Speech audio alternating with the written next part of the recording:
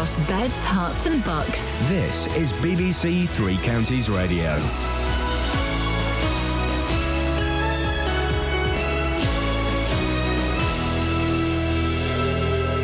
It's 6 o'clock. I'm Simon Oxley. The headlines report says palliative care system needs a major overhaul. SNP leader would back Labour, and MK Dons maintain their challenge for automatic promotion. BBC Three Counties Radio. The report says more than 100,000 people every year in the UK don't get the care and support they need towards the end of their lives. Researchers say the palliative care system needs a major overhaul to meet growing demand. Dr Adrian Tuckman is from the charity Marie Curie, which commissioned the research. Medical advances are enabling people to live longer, but people don't always live longer well. As people age, they have multiple medical problems and therefore their conditions are quite complex. Healthcare systems are not modelled in the correct way to manage the complexity that has to be dealt with now. Ed Miliband will promise to abolish the non-domicile tax status if Labour wins power at the general election. People who are non-doms pay tax on money earned abroad, only if it's brought into the UK, or they pay a minimum charge of £30,000. Elsewhere, the Conservatives have promised to introduce resits for pupils who get poor results in their SAT tests at the end of primary school. And the SNP leader has offered to help Ed Miliband become Prime Minister. Nicola Sturgeon was speaking in a TV debate last night between party leaders in Scotland. The polls say people don't want a majority Labour government because they know the last majority Labour government didn't deliver. I don't want David Cameron to be Prime Minister. I'm offering to help make Ed Miliband Prime Minister. Air passengers at London Luton Airport have been warned to expect disruption because of a strike by air traffic controllers in France.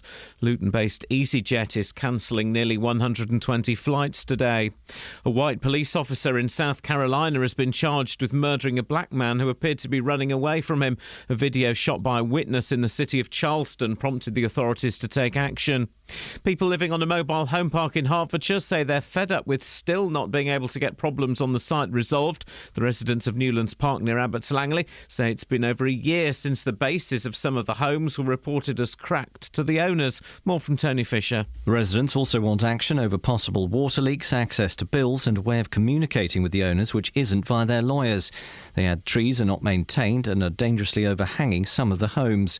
BBC Three Counties has been unable to speak to the owners via their lawyers, and Three Rivers District Council says the lack of communication is not within the remit of the licence and therefore they can't comment. In sport, 2 goals in the opening 5 minutes from striker Will Grigg gave MK Dons a 2-0 win over Scunthorpe at Stadium MK. The win leaves Carl Robinson's side 5 points behind second place Preston in the race for automatic promotion. Every time we play, first thing, Preston. And I'm not going to hide that from anybody. It's true. All we care about is we're focused on Preston. The weather, another dry and warm day with plenty of sunshine, a maximum temperature 17 degrees Celsius. And you can get the latest news and sport online at bbc.co.uk/Three Counties. Is it that Scouse Man's show? He's on more than me. Seriously, I don't even know who he is because I don't listen to the sport. Busy show today. I mean, so busy. It's the same as every other day. Catherine joins me next door. Yeah. And Kelly Betts is also there. Hello. It's a shame. Huh? Say. Across beds, hearts and bucks. This is BBC Three Counties Radio. Let's have a bit of this.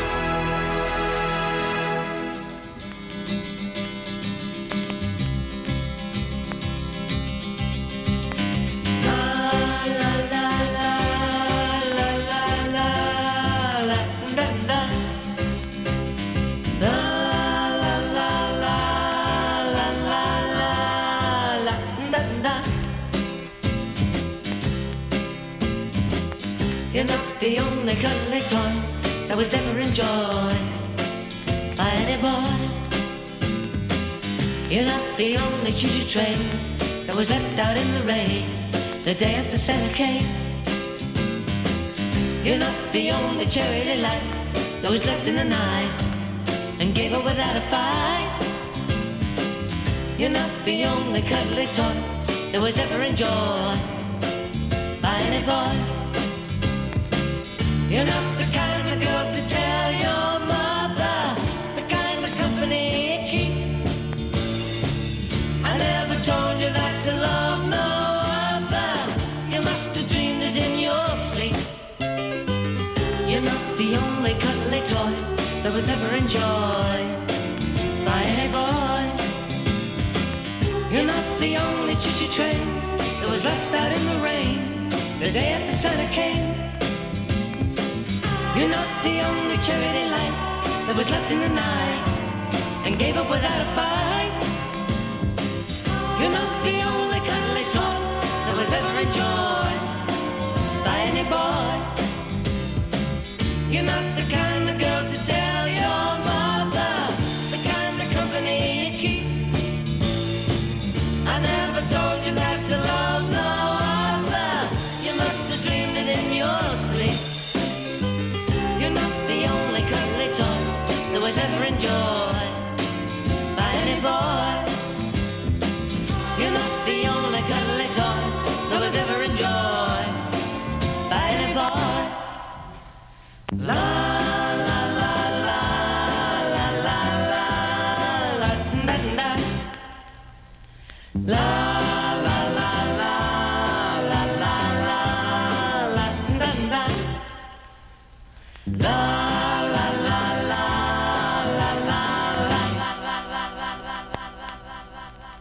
Now, the UK's end-of-life care system needs a major overhaul. That's according to a report commissioned by the charity Mary Curie. It says there are widespread inequalities in palliative care, suggesting those with non-cancer conditions are receiving considerably less than those with cancer. Well, Professor Martin Knapp is the London School of Economics Personal Social Services Research Unit Director and is behind the research. It's a long title, Martin. It is a long title. I'm sorry about that. That's time in the morning. Please don't apologise. I'm glad I managed to get through it.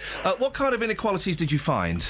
Well, I mean, as you said just now, that people who do not have cancer, people who are dying of other conditions, seem to get less access to specialist palliative care and less good support from generalist care like GPs and district nurses. It's also the very old, people aged over 85 who seem to do less well in terms of getting that support. People living in more deprived areas, people from minority ethnic groups.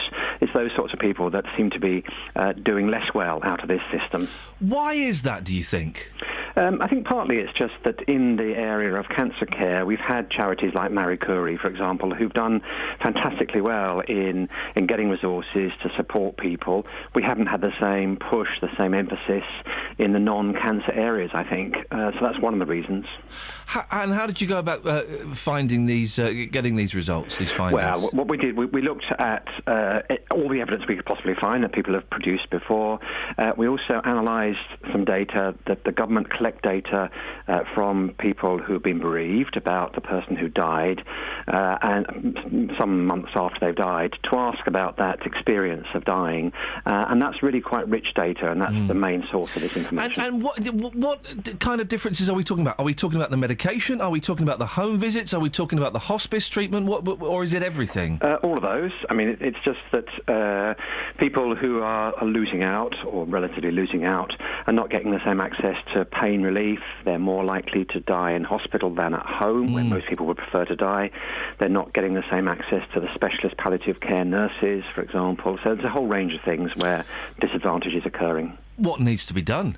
Well, yes, we need to spend more money, but I think in this case, quite often, if you do spend more money on these specialist services or on training GPs, you will save money elsewhere, because most people don't want to die in hospital. So if you can allow them to die in their own home, then you're also releasing a hospital bed for somebody else. So it's not particularly complicated response. And what difference do you think it makes to A, the patient, and B, the family, for someone to die at home as opposed to a hospital? I think it's where most people prefer to die. It's where they've lived. It's where they can be with their loved ones. It's where the environment is more peaceful. Lots and lots of reasons for that preference. Martin, I appreciate you speaking to us at this ridiculous time in the morning. Thank you very much indeed. That's Professor Martin Knapp, who's behind the research. We can speak to Clive Goodson, who is the senior... Everyone's got such long titles this morning, Clive. What's going on? Hang on, let me have a run-up.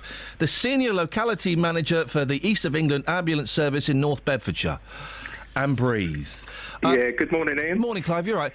You guys, you get extra specialist training, don't you? Which allows more people to remain at home for palliative care. Yeah, we've just started this in Bedfordshire, Iain. It's to do with the scheme that we have in Bedfordshire, the Partnership for Excellence in Palliative Support. We've joined in with our commissioning body at Bedford, and this is just extra training for our staff so they can help patients in their last days. So it's been very successful. What kind of training do they have? What sort of stuff are people being taught? They're just being taught more to do with the drugs that will be used in end of life to make life a lot easier for the patients, how they can speak to the relatives, spending more time with the patients, and it has been quite successful. We started the scheme for us in the ambulance service this year, just after January.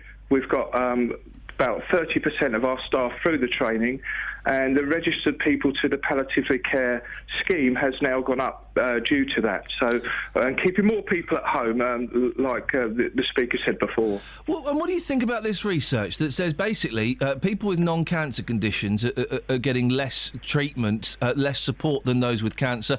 People from ethnic minorities and elderly people are also getting less than other groups.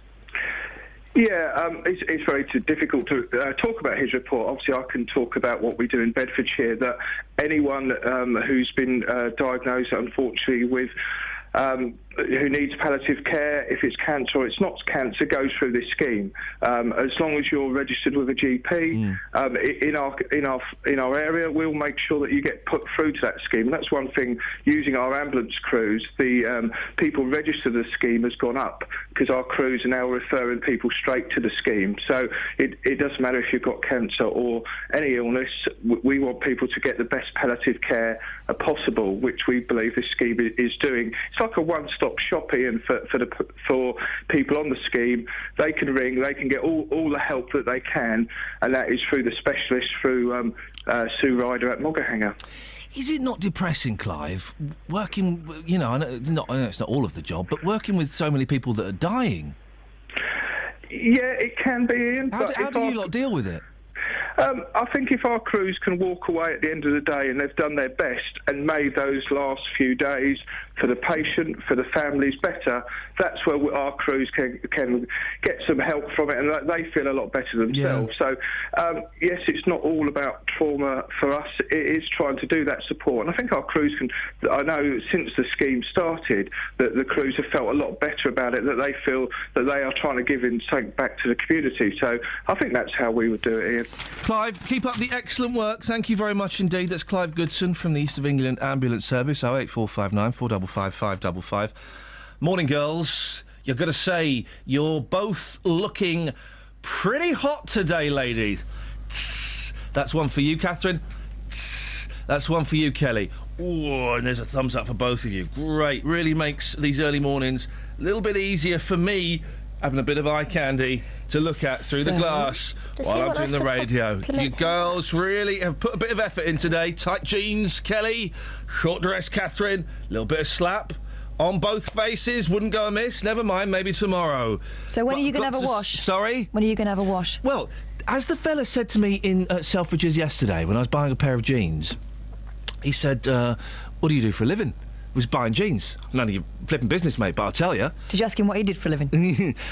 I said, I work in radio. And he said, quote, oh, that's why you dress like that then. I mean, and he went, I see a lot of people in suits. Oh, Sonny Jim. I went in and I said, right, I want to buy some jeans. I was on a Mercy Dash. It means you're in and out, no messing around. I had a voucher. And I said, I want some jeans. I'm a dad. I want some dad jeans, but not too Tony Blair. Mm-hmm. You know what I mean by the Tony Blair? Of course, yeah. And he gave me... He said, I'll steer you away from these jeans. They're not in fashion. I said, don't steer me away from anything, sunshine. Let me try those on. I tried on for the first and last time in my life. Skinny fit. Oh, no. Wow. How did they work for you? For a second, I thought they felt very supportive. They felt supportive. They felt like a medical trust. Yes. And for a second, I thought, oh, I look all right at these. And then I was back in the room and I realised I look absolutely ridiculous. Talk to Justin about the after effects of a too skinny gene. Why? What? Can he not have children now? What is that? I don't know what that gesture means, the coffee gesture. Well, it's a bit like, Jogger's nipple. Yeah. Has his winkle fallen off? Oh, Justin, mate. Travel news for beds, cards and bugs. BBC Three Counties Radio. On the North Orbital Road, that's starting to look busy on the speed sensors around the M25 junction 21A roundabout. But looking at the M25, it's moving fine through from Watford and High Wycombe. But a bit further afield at junction 26 for Waltham Abbey, a lorry's broken down and it's blocking a lane. On the trains, the Metropolitan line has severe delays because of a signalling problem at Harrow on the Hill. And Luton Airport is saying there's disruptions to flights to and from France because of strike action. Samantha Bruff, BBC Three Counties Radio. Thank you very much. Is Sammy? Yeah? Where do you stand on skinny jeans? I think for girls, really. Yeah, well, I don't think anybody wears them well, but now I think I may have upset the team. I think Kelly Betts might be wearing skinny jeans, and I'm trying to find... suit her as well. I bet she looks great. Yeah, do you know what? Yeah, she does. She does look great, Sammy. I'm just trying to find the best way out of this scenario. Wow, and you said I looked nice in my jeans the other day as well. They weren't skinny. You couldn't pull off skinny jeans. You literally couldn't pull off skinny jeans. Oh. That's the chair. Imagine when they're not in fashion anymore. Yeah. How silly we'll think we looked. Oh, God, were we silly? Well, do you know what's in now, Sammy? Massive flares. What? Flippin' heck. Do you like jeans, Sammy? I like jeans,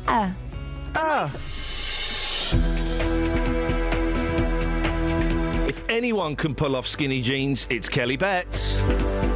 But Catherine literally couldn't pull off skinny jeans.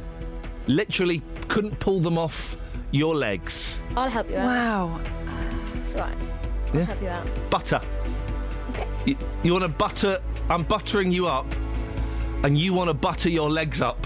Just stop talking. Am I not helping? No. Hey guys, it's 6:17. How's it going? Yeah? You want some headlines? Great, got some. Here they come. Researchers say the palliative care system in the UK needs a major overhaul to meet growing demand. Labour says everyone living permanently in Britain should pay tax on everything they earn, even if the money is earned overseas. And in sport, Milton Keynes Dons kept up their challenge for automatic promotion with last night's 2-0 win over Scunthorpe at Stadium MK. BBC Three Counties Radio.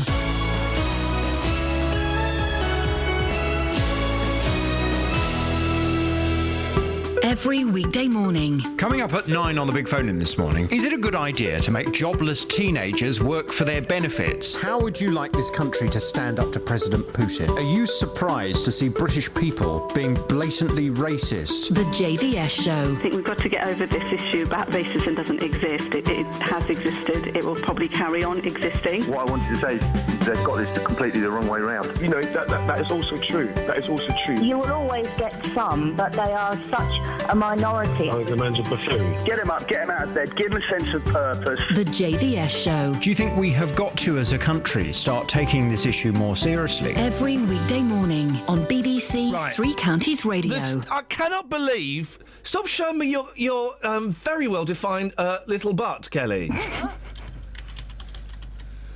Kelly just said, aren't all jeans skinny jeans? No, I did not. You did say that, mate. You said that. Did you say that or not? In terms of female clothing, they're all quite fitted at the moment. Yes, most jeans all are jeans fitted for women. All jeans are skinny jeans. Oh, no, I'm wearing 501s, classic. And I'm going to get in the bath later on with these.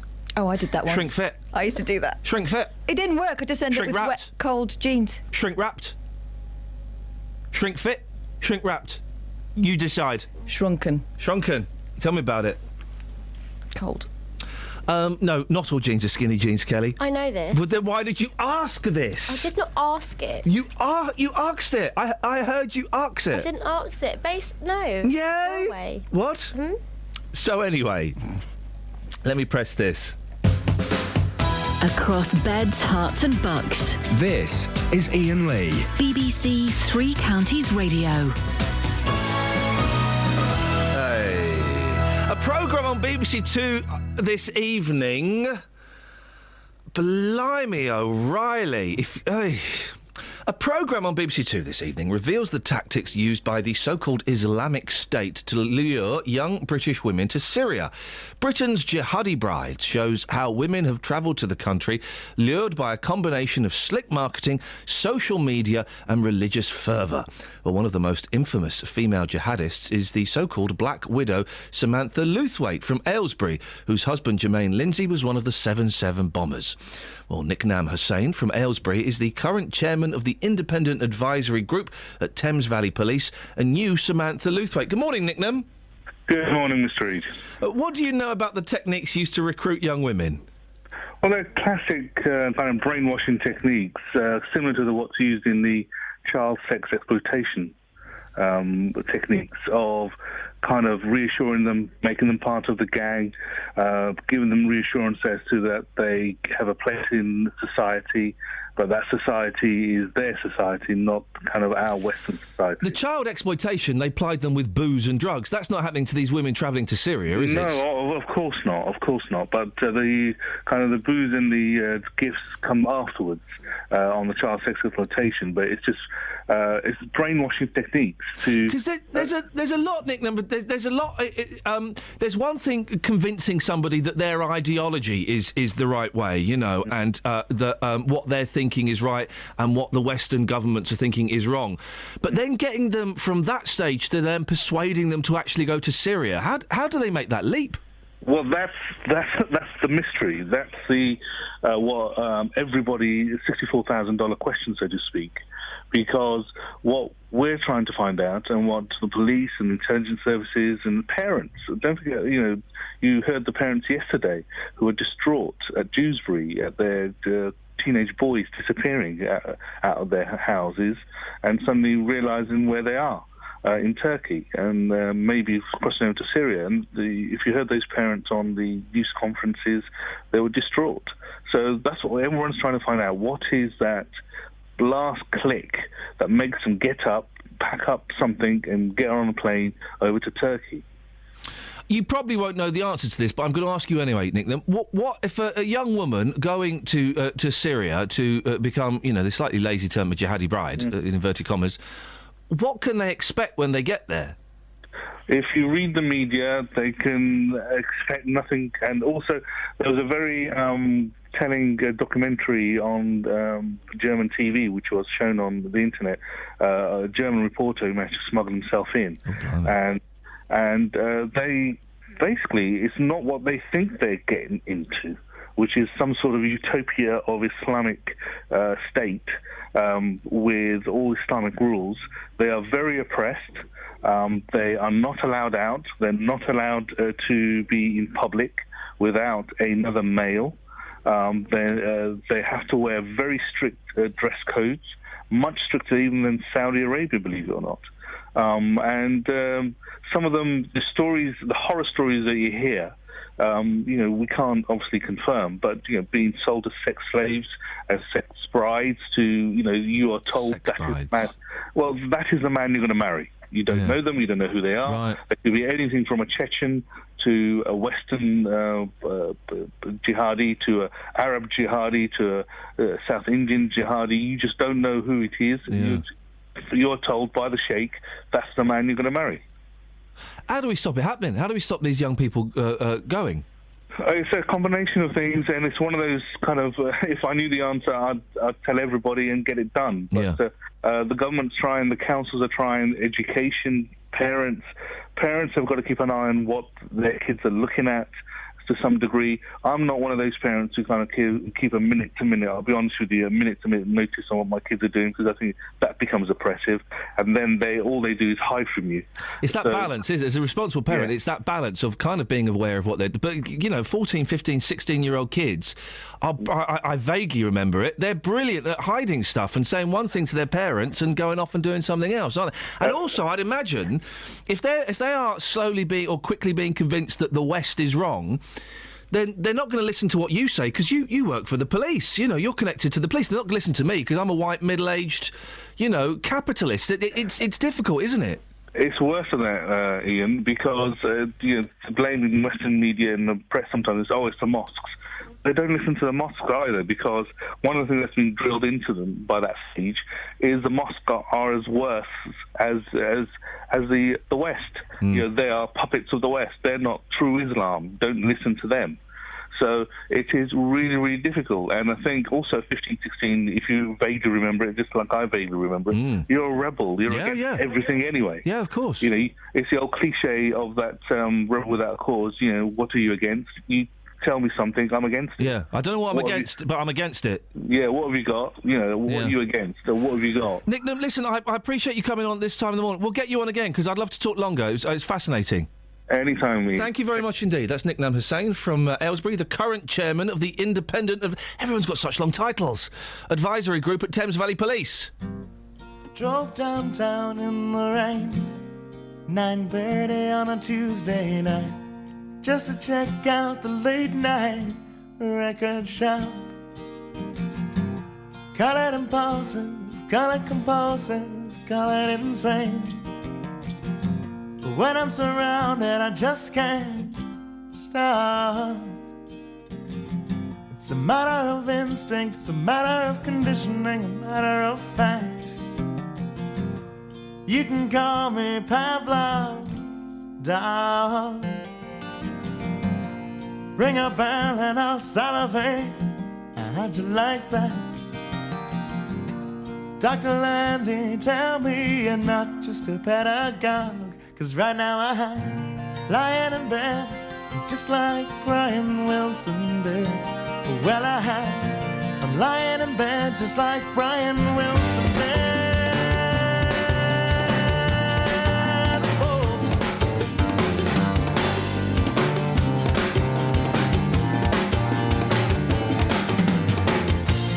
So I'm lying here, just staring at the ceiling tiles, and I'm thinking about what I think about. Just listening and re-listening to Smiley Smile, and I'm wondering if this is some kind of creative drought, because I'm lying in bed just like Brian Wilson did. Well, I'm lying in bed just like Brian Wilson did. Whoa.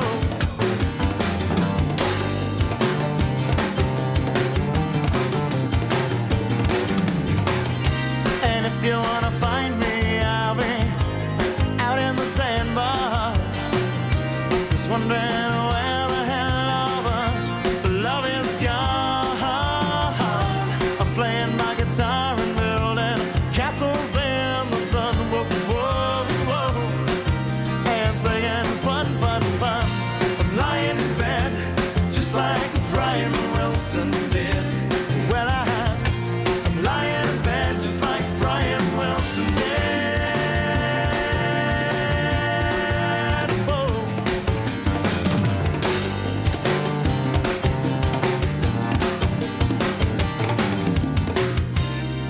I had a dream that I was 300 pounds. No, I was very heavy. I floated till I couldn't see the ground. I floated till I couldn't see the ground. Oh, somebody help me. I couldn't see the ground. Somebody help me. Couldn't see the ground. Somebody help me. Because I'm lying in bed just like Brian Wilson did. Well, I'm lying in bed just like Brian Wilson did.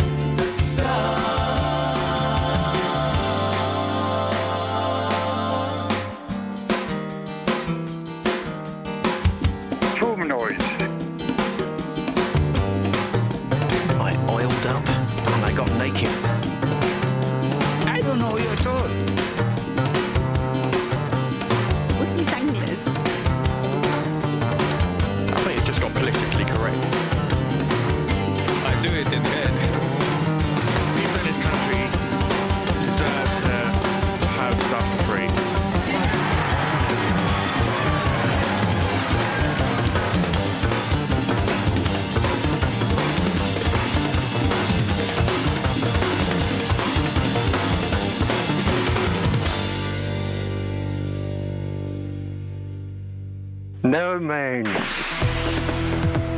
Travel news for beds, cards, and bugs. BBC Three Counties Radio. Delays on the M25 anti-clockwise around junction 19 for Watford as it starts to get busier, but no reports of any problems elsewhere on the motorways. The A1M looks like it's moving fine at the moment on the cameras. In Bricketwood on the North Orbital Road, that's looking quite slow around the M25 junction 21A roundabout. And looking at the speed sensors in Milton Keynes, it's looking fine through the roadworks on Standing Way at the Kingston roundabout, but expect delays there later on when it starts to get busier. On the trains, there's no problems reported on the departure boards, but the Metropolitan line is suspended because of a signalling problem at Harrow on the Hill, so it's suspended from Amersham, Uxbridge and Watford to Wembley Park, and there's severe delays on the rest of the line. Samantha Bruff, BBC Three Counties Radio. Across beds, hearts, and bugs. This is BBC Three Counties Radio.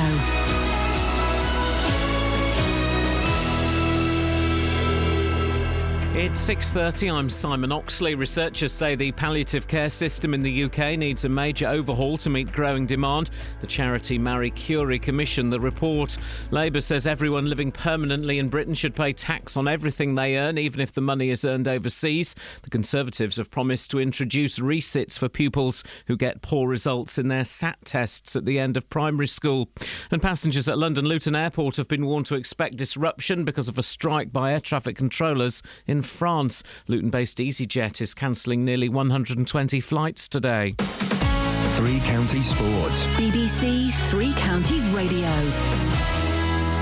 2 goals in the opening 5 minutes from striker Will Grigg gave MK Dons a 2-0 win over Scunthorpe at Stadium MK. The win closes the gap to second-place Preston to 5 points, whilst Cole Robinson's side are themselves 5 points clear of fourth-place Swindon, who lost at Bristol City. The manager was delighted with Grigg's growing goals tally. 19 goals and probably about 15 miles covered. Incredible. I just think he's a tremendous example for any young fan. We're a club with a very young fan base. And I think if you're looking to become, well, not just footballers but anything in life, a work ethic should be part of your DNA, and he has that in abundance, and he showed everyone once again today that he works his socks off. In the Premier League, a hat-trick from Christian Benteke gave Aston Villa a 3-3 draw at home to fellow strugglers QPR. Tonight, Liverpool travel to Blackburn for their FA Cup quarter-final replay. The winners will face Aston Villa in the Wembley semi-final. Watford have sold out their ticket allocation for their matches at Nottingham Forest and Brighton, while the final Championship game of the season at home to Sheffield Wednesday is close to selling out. Luton have cancelled the contract of defender Paul Connolly by mutual consent. Connolly signed last summer but has only made 6 appearances. And Wycombe boss Gareth Ainsworth has been shortlisted for the League 2 Manager of the Month award for March. It's the final day of practice for Rory McIlroy and company ahead of tomorrow's US Masters Golf. Ian Carter is in Augusta. McIlroy's bid for a career Grand Slam will begin in the company of 3-times champion Phil Mickelson. The Northern Irishman plays his first 2 rounds with Mickelson and another American, Ryan Moore. They'll tee off at just after 20-4 UK time on Thursday. Tiger Woods waits until the penultimate grouping and plays alongside the Welshman Jamie Donaldson and the in-form American Jimmy Walker. Defending champion Bubba Watson is among the earlier starters on Thursday, and he'll be playing alongside Justin Rose. BBC Three Counties News and Sport. The next full bulletin is at 7. Call 08459 455 555. BBC Three Counties Radio. I don't know which microphone you're going to use today. It seems to be so random on the veranda. Thank you, Kelly Betts. A 1 2 1 2. Or this one. Yo. 1 2 1 That one's off. Yo, we're wow. Yo, we're wow. I'm running down the freeway chasing on my ice cream. Yo, we're wow. Wow. Yo, we're wow. Marion's on the line. Good morning, Marion. How is Stevenage this morning? Nice and bright. I've just seen the moon go. What, blown up by the Russians? No. They wanted to once, didn't they? Yes. Who was it who wanted to blow the... Was it the Russians that wanted to blow the moon up? Yes. It was, wasn't it? Yes. When was that? About 1960-something. Oh, 1960-something. No, someone wanted to blow it up recently. I think it was the Americans who wanted to blow up the moon to show that they could. Oh. I'm sure that's a genuine... 08459 455 555. That was in, like, the last 5 years. That would be quite annoying, wouldn't it? No. I like the moon. The moon gets... It's so arrogant, isn't it? It gets right on my nerves. No, it would cause all sorts of problems. But that isn't the problem I'm talking about. Oh, go on then, Mary. What's the problem? I do not like jeans. Oh. In fact, in all my lifetime, I've never worn a pair. In the last 90 years, you've never worn a pair of jeans? Yeah, look, something like that, yeah. Yeah, what? Because I think that they were made by the slave masters for the slaves in the sort of when they were, and so they didn't have to make them, buy trousers or anything for the youngsters. And then when they brought them in, they... So hang on, you don't wear them because they used to be worn by slaves? No. What? Then they were worn by workmen on the building sites and boat building and all the rest So of it. you're a snob? I think, honestly, they're just common. I tell you what I don't like, Mariam. So you are a snob, basically. Yeah. What I don't like is the fact that jeans are now the default setting. And a number of times I'm sat in a meeting or in a room with other people, and you look around, and 9 out of 10 people have got jeans And on. who's the 10th person? Me. I never wear jeans for work. You wore them on Monday, you wore them on Friday. Yeah, so because that was on a bank so holiday. That's a lie. Bank holiday. That's a lie. You just said you never wore them for work. You were working on Friday and Monday, and you were wearing them. So that's a lie. Why are you looking over there to play for the cheap seats? I'm showing off to Kelly. Everybody thinks they're individualists by wearing jeans, and that it's like the three politicians the other day. They all turned out in 3 jeans, a shirt. 4 jeans now, isn't it? 4 jeans. Exactly. So I mean, quite honestly, jeans are just, it's like young ladies wearing those leggings. God. Well, I was going to ask you where you stand on leggings, because if jeans are common, then leggings must be downright filth. No, well, if it's not a case of filth. It's just when you walk behind them, you see their asses moving up and down all the time, being polite. I mean to say, then they don't care what size they are. They I tell you what I don't like, Marion, and you would think I would, but I don't. Some expensive now, is it leggings or leggings with a G at the end? Leggings.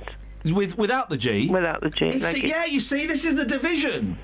I think it is leggings because you put your legs ins. Well, honestly, that is true. It depends on whether they've got feet or not.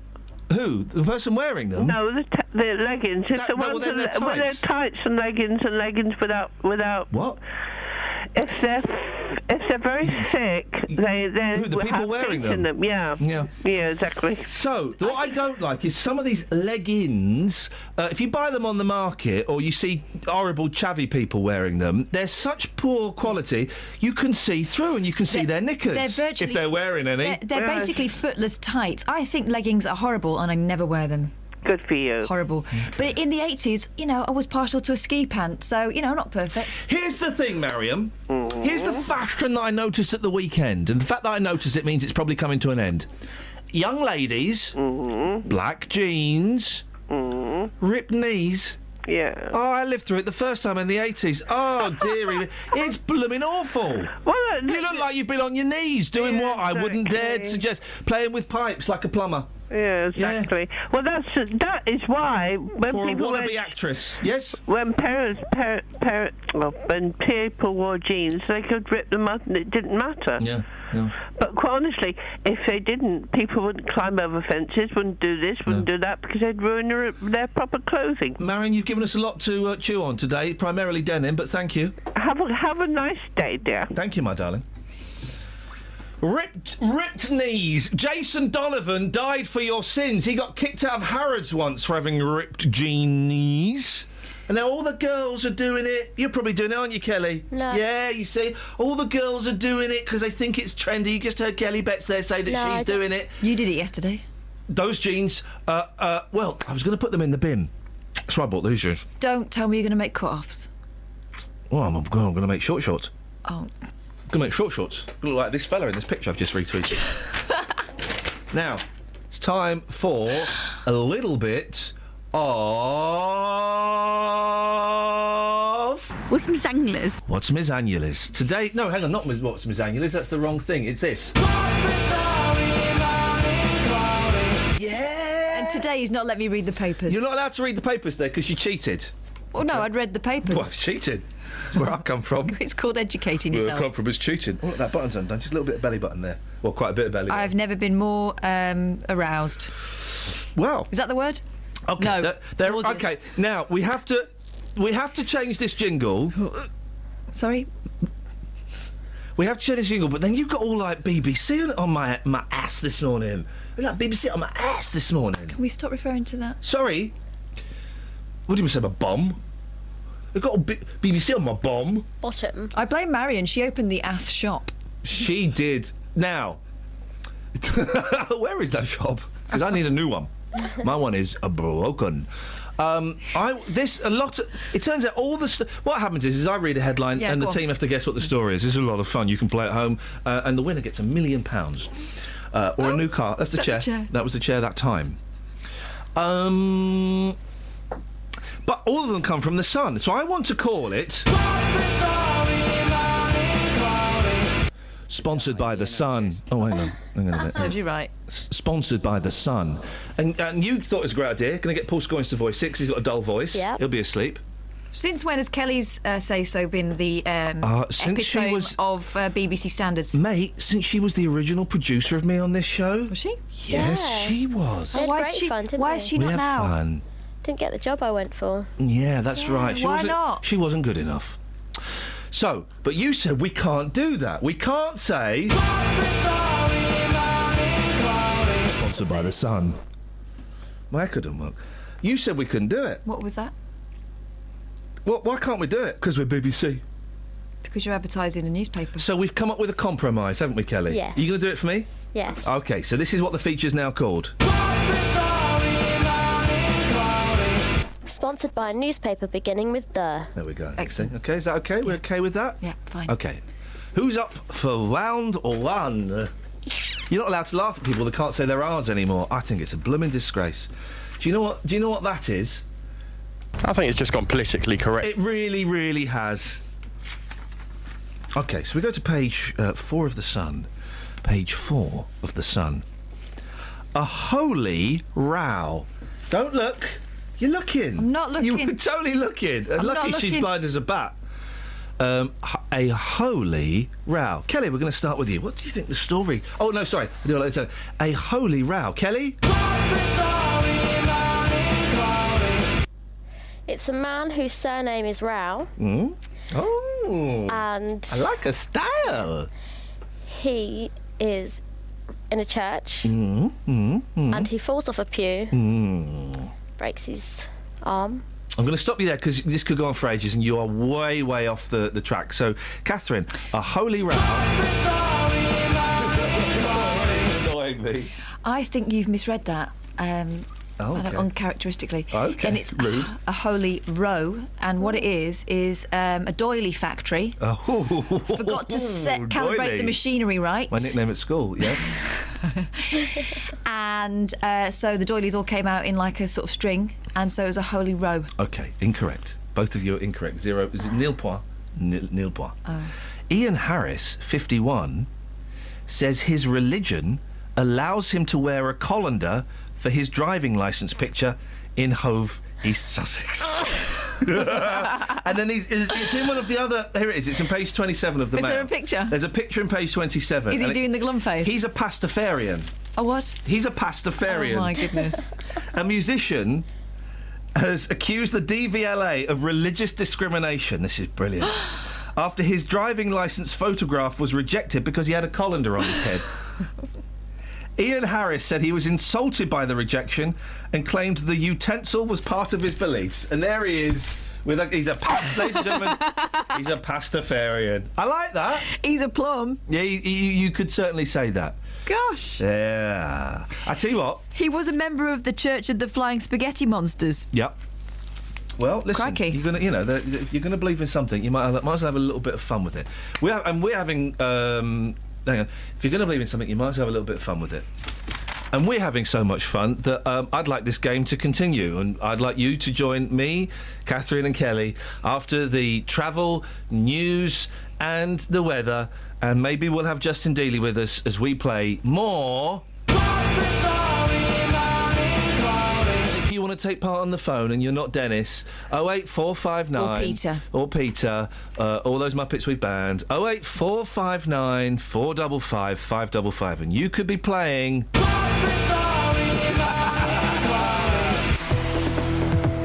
Travel news for beds, cards and bugs. BBC Three Counties Radio. The M25 anti-clockwise is looking very busy between junction 21 for the M1 and 19 for Watford. And in Marlow Hill in High Wycombe, there's temporary traffic lights just before Marlow Road by the leisure centre, so that is likely to get busy later on. But it's not looking too bad on the speed sensors at the moment. There are some problems on the trains though. Greater Anglia have tweeted that there are major disruptions and cancellations through Bishop's Stortford. It's also affecting the Stansted Express, but Great Northern are saying customers can use their trains instead. The Metropolitan line has severe delays, and at Luton Airport there could be some problems for flights to and from France because of industrial action by their air traffic controllers. Samantha Bruff, BBC Three Counties Radio. Thank you, Sammy. 6:45, Wednesday the 8th of April. These are your headlines on BBC Three Counties Radio. Researchers say the palliative care system in the UK needs a major overhaul to meet growing demand. Labour says everyone living permanently in Britain should pay tax on everything they earn, even if the money is earned overseas.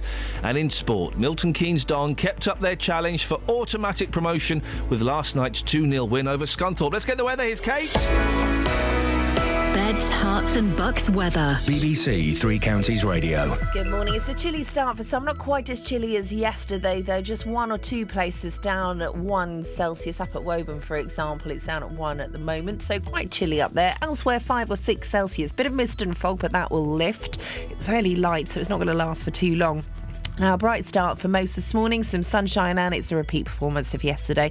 Lots of sunny spells. Temperatures could reach around 16, maybe 17 Celsius, so another warm afternoon across the board. Overnight tonight, clear spells, temperatures falling away again, so it could become quite chilly for some, particularly in the more rural locations. Mist and fog likely, minimum temperature down to 2 Celsius. A dry day for Thursday.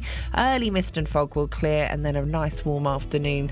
Maximum temperature tomorrow, again 17, maybe 18 Celsius in the sunshine. A similar day for Friday, then it begins to change just subtly overnight Friday into Saturday. Expecting a little bit of rain overnight, then through Saturday that will lift in the morning. Still fine and dry for daylight hours at the weekend, but the wind's coming from the west. It will be breezier and therefore the temperature just a little bit fresher. That's your forecast.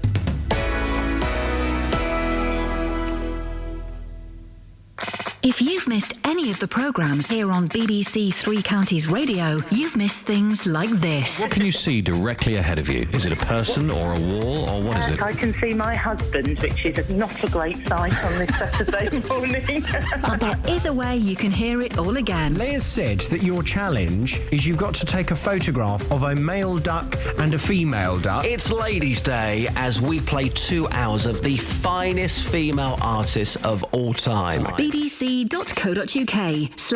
Counties Radio. Great start. Love that. Grant Tufts playing live tonight on BBC, introducing In Beds, Hearts and Bucks. Allowing you to listen to what you missed. bbc.co.uk/Three Counties Radio. Call 08459. We know the numbers. 455 Hey, Dealer Dealy! Hey, good morning to you, boss. Why did you tweet a picture of your backside this morning, mate? Well, because you were talking about skinny jeans. I think this could be your next award. You talking about fashion. Do you know what? You've had me smiling all morning, so I thought, you know what? I'm going to just send you a little photograph, just demonstrating. I'm not going to win an award because you've taken a picture down the back of your trousers, showing the word skinny and the actual bum crack. But you asked about skinny jeans. I'm wearing them this morning with pride and with passion. Yeah, but you have got a pair that are too tight, haven't you?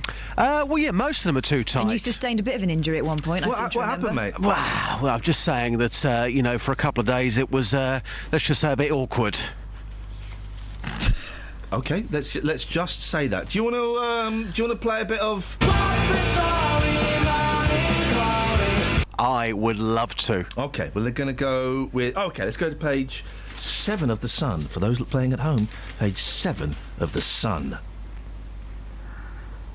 Flyer Pud on alert. Flyer Pud on alert. Dealer Dilly, we'll start with you, brother. Okay, I think that's... would that be about a pudding? I can give no clues at this stage. That's about a pudding. That's about a sticky toffee pudding, okay? That somebody has had in a restaurant. It's cost them a lot of money, and they've thought, no, I'm not having this, and they've thrown it across the restaurant. Okay, I'm not gonna comment on that answer at the moment. I'm gonna go straight to Catherine Boyle, the oldest person on this team, by the way. Apart from you. I'm going to say...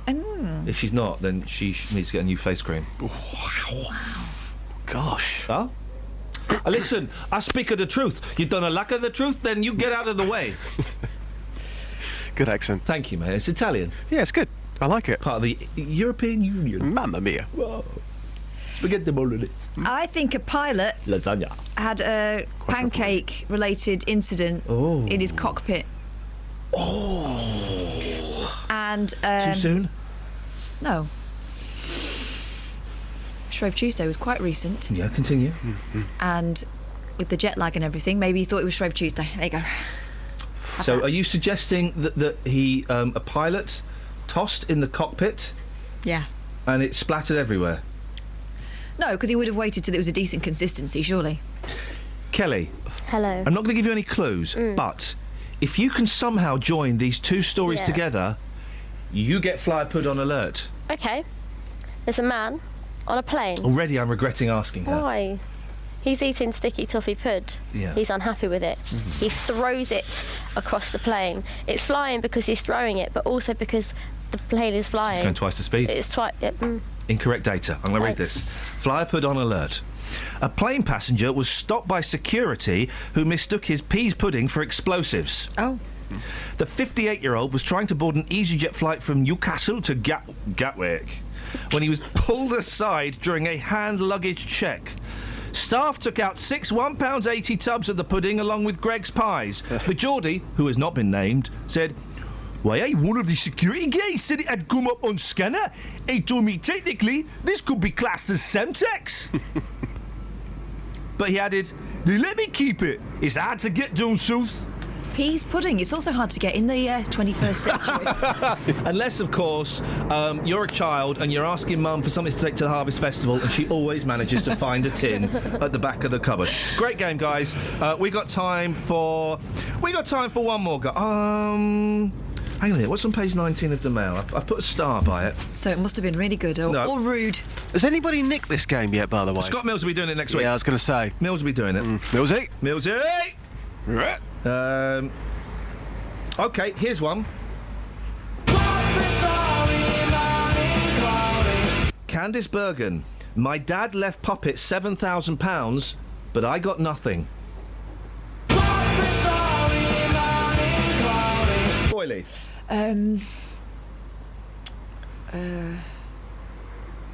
Dealey. I'm stumped on this one. Candice Bergen. My dad left Puppet £7,000, but I got nothing. Would that be somebody who's died? Okay. No. No? Well, hang on. Candice Bergen's alive, isn't she? Stop interfering with his brainwaves. Has it got something to do with somebody dying and something in the will where somebody got nothing and a puppet, which was somewhere in the house, something to do with the family, got the cash? He's spot on. I do not know how he worked that out. Candice Bergen has revealed her ventriloquist father left £7,000 to his dummy in his will, but absolutely nothing to her. Not even a Gotla Ventriloquists are rubbish, apart from that girl that I like that you don't like. I think she's rubbish. Tom Conti's daughter. Tom Conti's daughter. I like her. I think she's awful. I think she's good. But you can see her mouth moving. No, you can't, mate. She don't look at her mouth. But she dazzles you with... I mean, and the puppets are cruddy as well. But apart from that, she's very good and talented. OK, last one. Here we go. Great time. Great times. Fun times. Scissor Listers. Oh, no. Scissor Listers. Bets. Sister Sisters, the band, had an accident. Do you remember when they were a thing? I used to be stupid. Sister Sisters, accident, end up at the Lister Hospital. Incorrect. Catherine. No We're odds. running out of time here. We're running out of time. We are running out of time. Sorry, Catherine, you're out of time. Dealey, Scissor Listers. Would that be a list of men waiting for an operation on a certain part of their body? Oh, he's good. He's wrong, but I wish it were. No. Scissors used to cut the launch ribbon on the doomed World War I liner Lusitania, sunk in 1915, are up for auction, Justin. And now I say that because I know you collect historical scissors. Very true, yes, So very true. Will you be having a cheeky bid? Yeah, why not? Dealey, stay there. We've got a mission for you after this. Okay.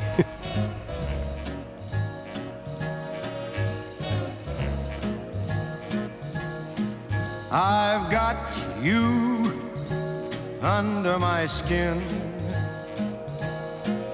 I've got you deep in the heart of me, so deep in my heart that you're really a part of me. I've got you under my skin.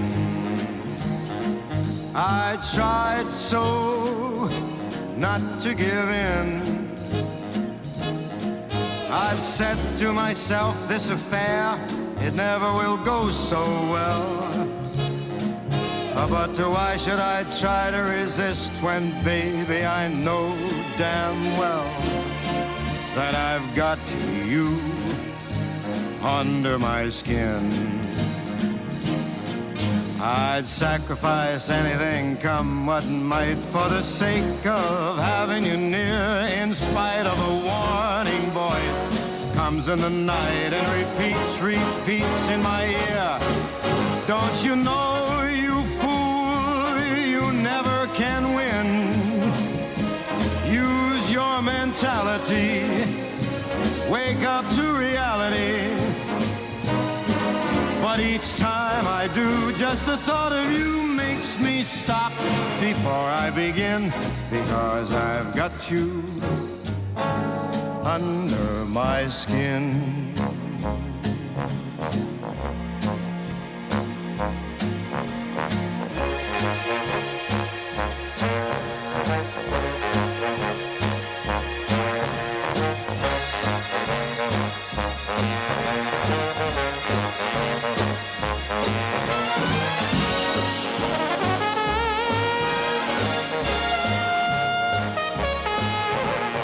I am going to retire because I'm not going to sit here all night reading emails.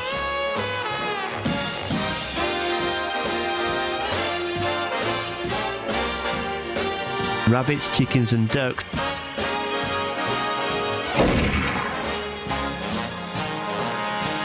I would sacrifice anything, come what might, for the sake of having you near, in spite of a warning voice comes in the night and repeats how it yells in my ear. Don't you know, you fool, ain't no chance to win. Why not use your mentality? Get up, wake up to reality. And each time I do, just the thought of you makes me stop just before I begin, because I've got you under my skin, and I like you under my skin.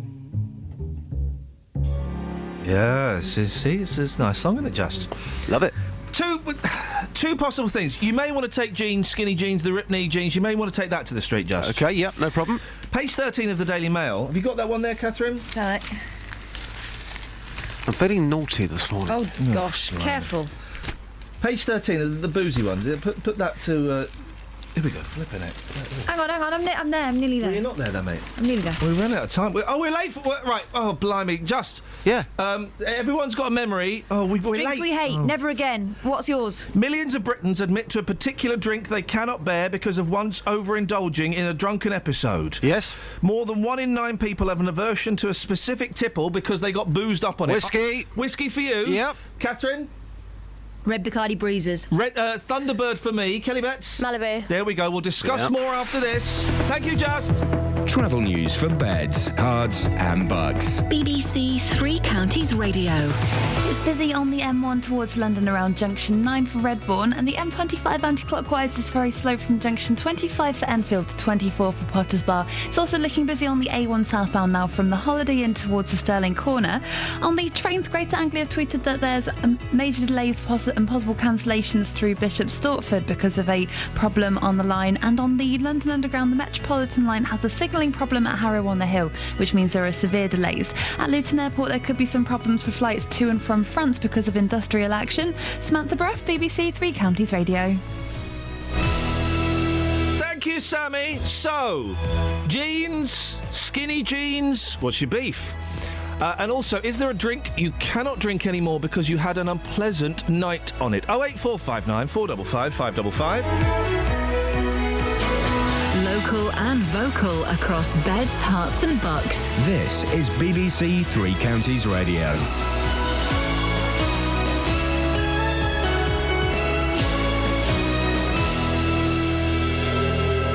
It's 7 o'clock. I'm Simon Oxley. The headlines report says palliative care system needs major overhaul. SNP leader would back Labour, and MK Dons maintain promotion challenge. BBC Three Counties Radio. Researchers say the palliative care system in the UK needs a major overhaul to meet growing demand. The charity Marie Curie commissioned the report.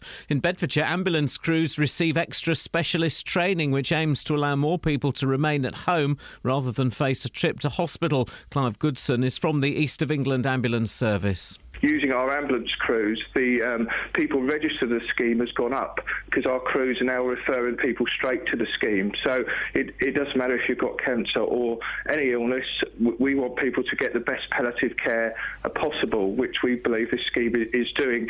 Labour says everyone living permanently in Britain should pay tax on everything they earn, even if the money is earned overseas. Ed Miliband says if he's elected, he would do away with the tax status enjoyed by non-domiciles. Elsewhere, the Conservatives have promised to introduce resits for pupils who get poor results in their SAT tests at the end of primary school.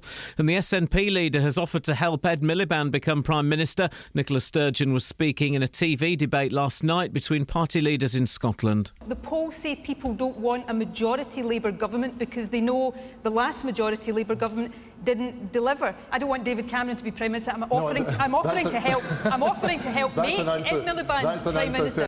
Passengers at London Luton Airport have been warned to expect disruption because of a strike by air traffic controllers in France. Luton-based EasyJet is cancelling nearly 120 flights today.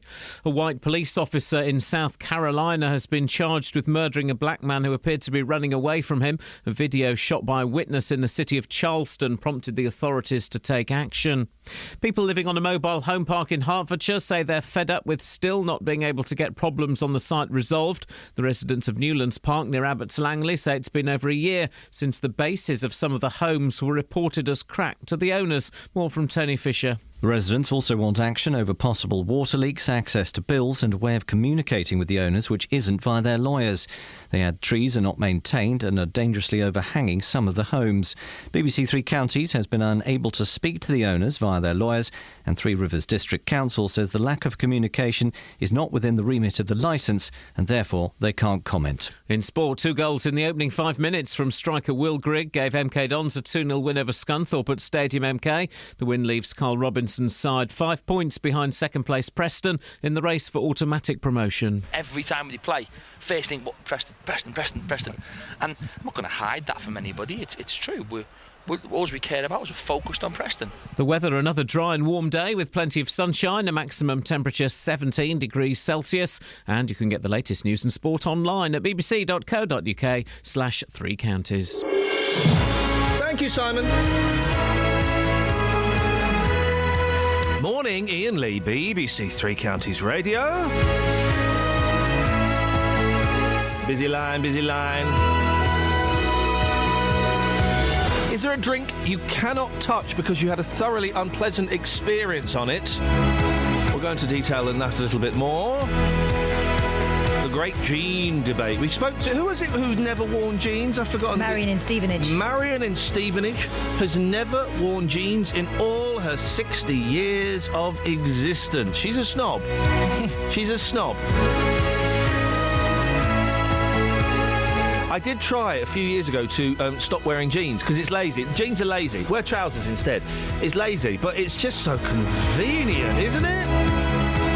And what's this thing with the fashion now is girls in skinny black jeans with the knees cut away. Ridiculous. 08459 455 555. Across beds, hearts and bucks. This is BBC Three Counties Radio. Boiling. It's not as if knees are an erogenous zone. They're just a nobble. I don't like knees. It is a nobble. And I mean... It is just a nobble. What are you going to do with a knee? Really? You're not going to kiss it or lick it. I mean, you're just going to avoid that. You're working from toe to top. You just skip that bit. You don't even touch. You just jump over that bit. Yeah. It's a bend in the road. isn't it? On the road to pleasure. It's a bend that I don't need to take. That's not bad, actually. A bit of work. That could be quite a good line when I write my sex guide. Yeah.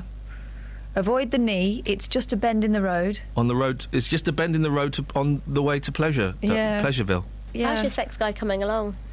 It's well, like my sex, non-existent. 08459 455 555. I'm really looking forward to Catherine's excuse for not having the text machine open. I've got them open, but we haven't got any. I don't believe that. How can we do an hour and 5 minutes of broadcast? And let's be honest, guys, excellent broadcast. Well, we've got... And not have any texters? We've got one, right? Well, then read it to me. But they're from, Shirley, who always... Good morning, Shirley. And I don't know what it means. Well, read it. Maybe you'll just think... Good morning, Iain. It's your girl, ha-ha. Oh, yeah, because yesterday... Shirl's my girl. Shirl's my girl. Yeah. See, that means something. Okay. Thank you, Kelly. Colin. So we got another text. No, well, you've been caught out as a right little liar, pants on fire. No, I wasn't. Except you don't wear pants. I didn't think it was reading out because it's poning you, but if you insist. Oh, I'll take it. And Great Catherine Boyle show. Your sidekick is coming along well, from Colin. Thank you, Colin. I think he's being mean. I think he's being sarcastic, mate, about you. So, ponership of you. One Catherine Boyle to go. She's gone. Who? Bants. Thanks for the text, guys. You've really lifted my morning. You're welcome. 08459 455 555 is the telephone number if you want to give us a call. Now, the UK's palliative care system needs a major overhaul. That's according to a report commissioned by the charity. Now, how would you... I would say Mary Curie. Marie Curie. Marie Curie. Mm-hmm. OK. It says there are widespread inequalities in end-of-life care, suggesting that those with non-cancer conditions are receiving considerably less attention than those with cancer. Well, someone who knows all about this is a regular contributor to the show. It's Matt from Luton. Morning, Matt. Morning. Now, for those who don't listen perhaps as regularly as you do, you looked after your wife Margaret, didn't you, before she passed away? Yeah, 6 years. 6 years. And she had dementia, is that right? Yes, but she had it started off very, very slight dementia. We didn't realise, we thought it was something else, but she got worse and worse and worse. But you see, you're on about palliative care. You can only have palliative care if the person's got cancer or a disease. With dementia, they can walk up and get out of the house, and there's all different forms of dementia. So you can have palliative care. In the end, she had to go in the home, Iain, because I couldn't handle her. She kept falling over. And I was lucky she never broke out of the house or anything like that. But palliative care is okay for people with cancer or heart trouble because they're in the same position at all times. They're at home. And it's nice to be in your own home. And they do know what they can see what they're saying. They realize that they got the family around them. But with dementia, you don't know nothing. There is nothing there, Iain. It's dead cells. And sometimes they come to life with little things happen and, she remembers. And then the rest of it is just being there and make sure that she's safe and happy, that's all. How much support did you get, Matt? Oh, I got terrific support. I was so lucky.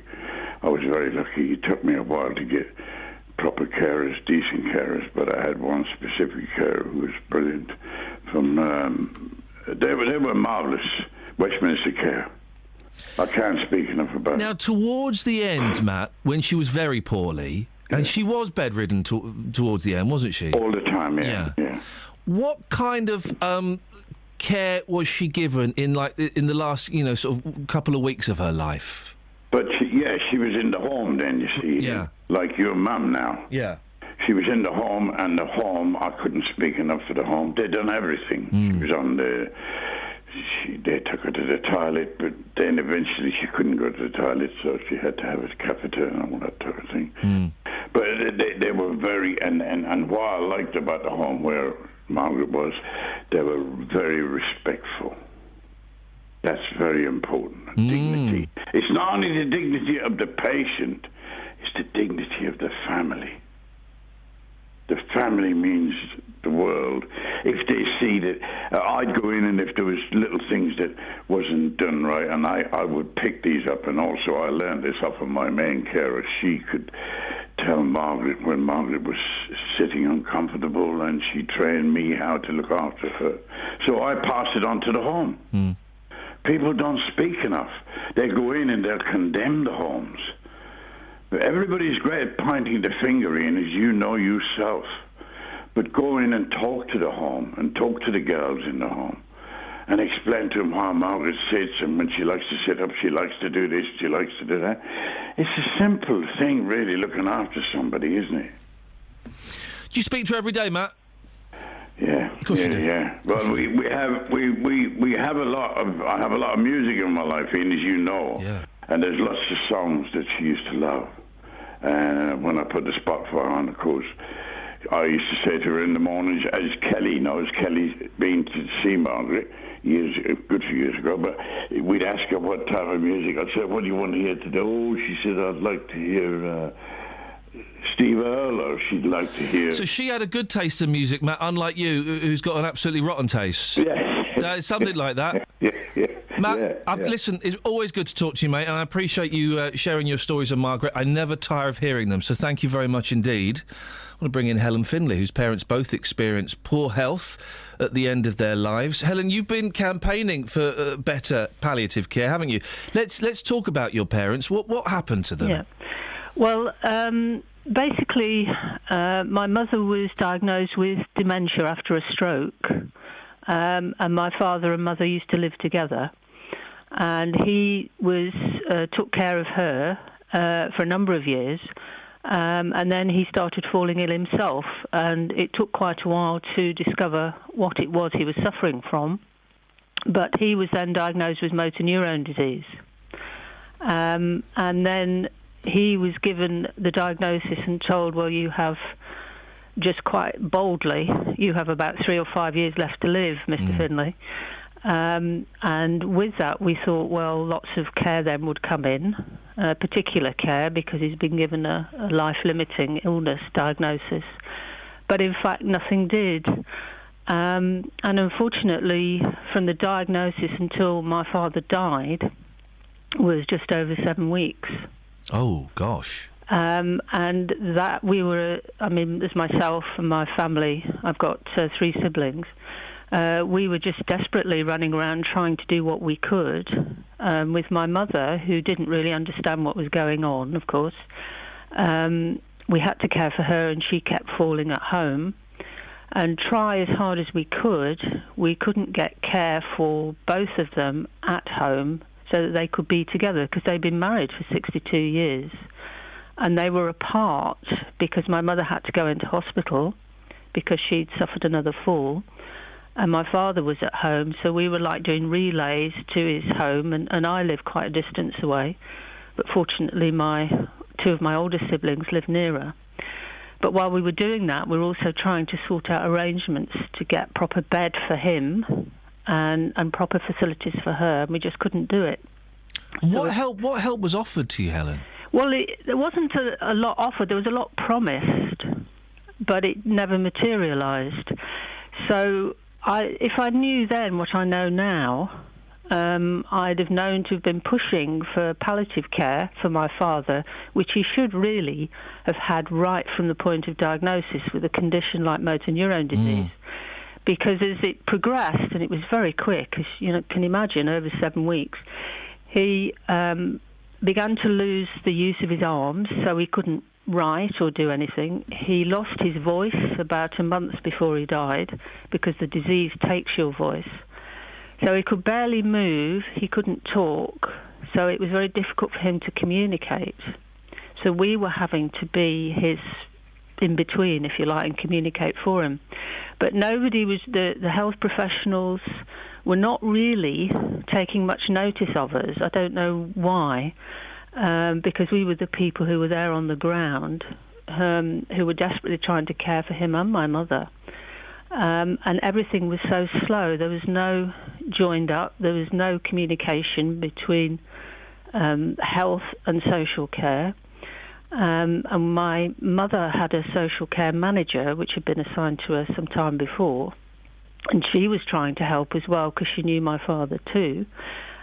She found it extremely difficult to get things moving in terms of the kind of care he should have at home and the kind of care my mother should have at home.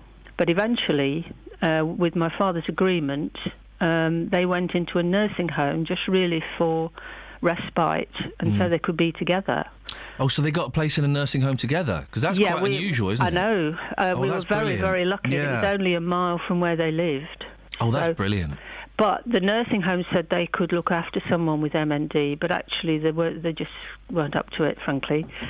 And 2 weeks later, my father was taken into hospital for a peg feed because he couldn't swallow either. That's another symptom of motor neurone disease. So he was wasting away. He couldn't speak. His hearing was poor. So anyone trying to communicate with him was, not going to do it very successfully unless they took time or we were there.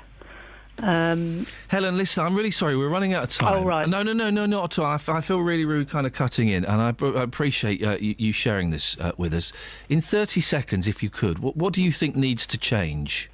I think, as your previous caller said, communication, and it's communication between everybody, and also to recognise that if there's a family who's caring for someone, or if it's significant others caring for someone, it could be a good friend, then they need to be involved and be part of the team that is caring for the person and should be recognised as such, particularly for someone who has dementia, and particularly if that person with dementia is in a hospital. But wherever they may be, that you're not just a visitor, you're not just a bystander, you're actually heavily involved. So the communication between health and social care is important, and coordinating what they're doing. So you're looking at a whole person and their whole family situation, their whole life. Helen, I'm really sorry that I had to cut in there, and I really appreciate you sharing your stories with us. Thank you very much indeed. That was Helen Finlay. Before that was Matt in Luton. Let's get the travel. Travel news for beds, cards and bugs. BBC Three Counties Radio. There are delays on the M1 towards London through junction 10 for Luton Airport, and the M25 anti-clockwise is looking busy between junction 17 for Maple Cross and 15 for the M4. In Watford on the A1 southbound through Mill Hill from the Apex corner towards Mill Hill Circus, that's looking very slow southbound. And on the trains, Abellio Greater Anglia still have hour-long delays through Bishop Stortford. That's because of an incident earlier, and the Metropolitan line has severe delays. At Luton Airport, there are some problems to flights to and from France because of industrial action. Samantha Bruff, BBC Three Counties Radio. Thank you, Sammy. 7:18 or thereabouts. It's Wednesday, the 8th of April. I'm Iain Lee. These are your headlines on BBC Three Counties Radio. Researchers say the palliative care system in the UK needs a major overhaul to meet growing demand. Labour says everyone living permanently in Britain should pay tax on everything they earn, even if the money is earned overseas. And in sport, Milton Keynes Dons kept up their challenge for automatic promotion with last night's 2-0 win over Scunthorpe. BBC Three Counties Radio.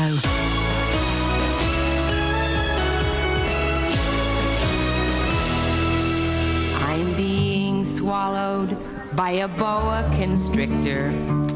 I'm being swallowed by a boa constrictor. I'm being swallowed by a boa constrictor, and I don't like it very much. Oh no, he swallowed my toe, he swallowed my toe. Oh gee, he's up to my knee, he's up to my knee. Oh fiddle, he's reached my middle, he's reached my middle.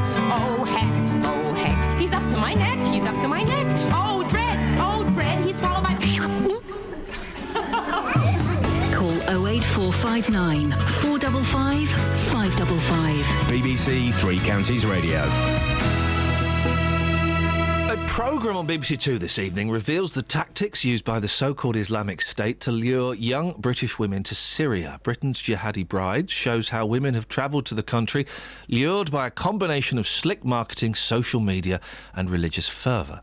In February, a workshop was held in Luton aimed at women, urging them to make a stand against ISIS and directly combat extremism and radicalisation in their communities. Well, Kalsum Bashir is co-director of Inspire, the organisation behind the workshop. Good morning, Kalsum. Good morning. How did the workshop go?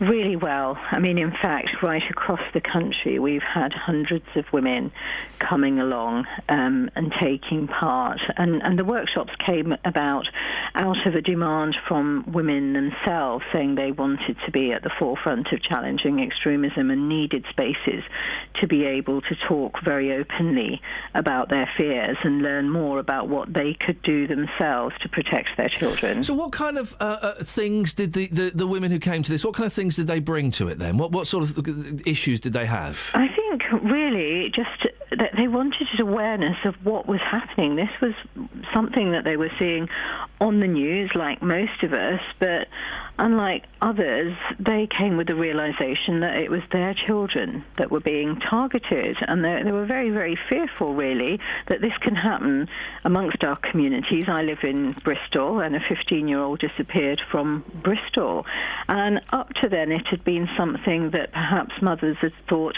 is not going to happen to us. It just happens to other people, but the growing number of young people leaving brings it home that actually this is something. I mean, you know, we don't think perhaps children are going to be targeted by paedophiles or strangers out on the street, but we still talk to our children about stranger danger and the dangers of talking to people that we don't know.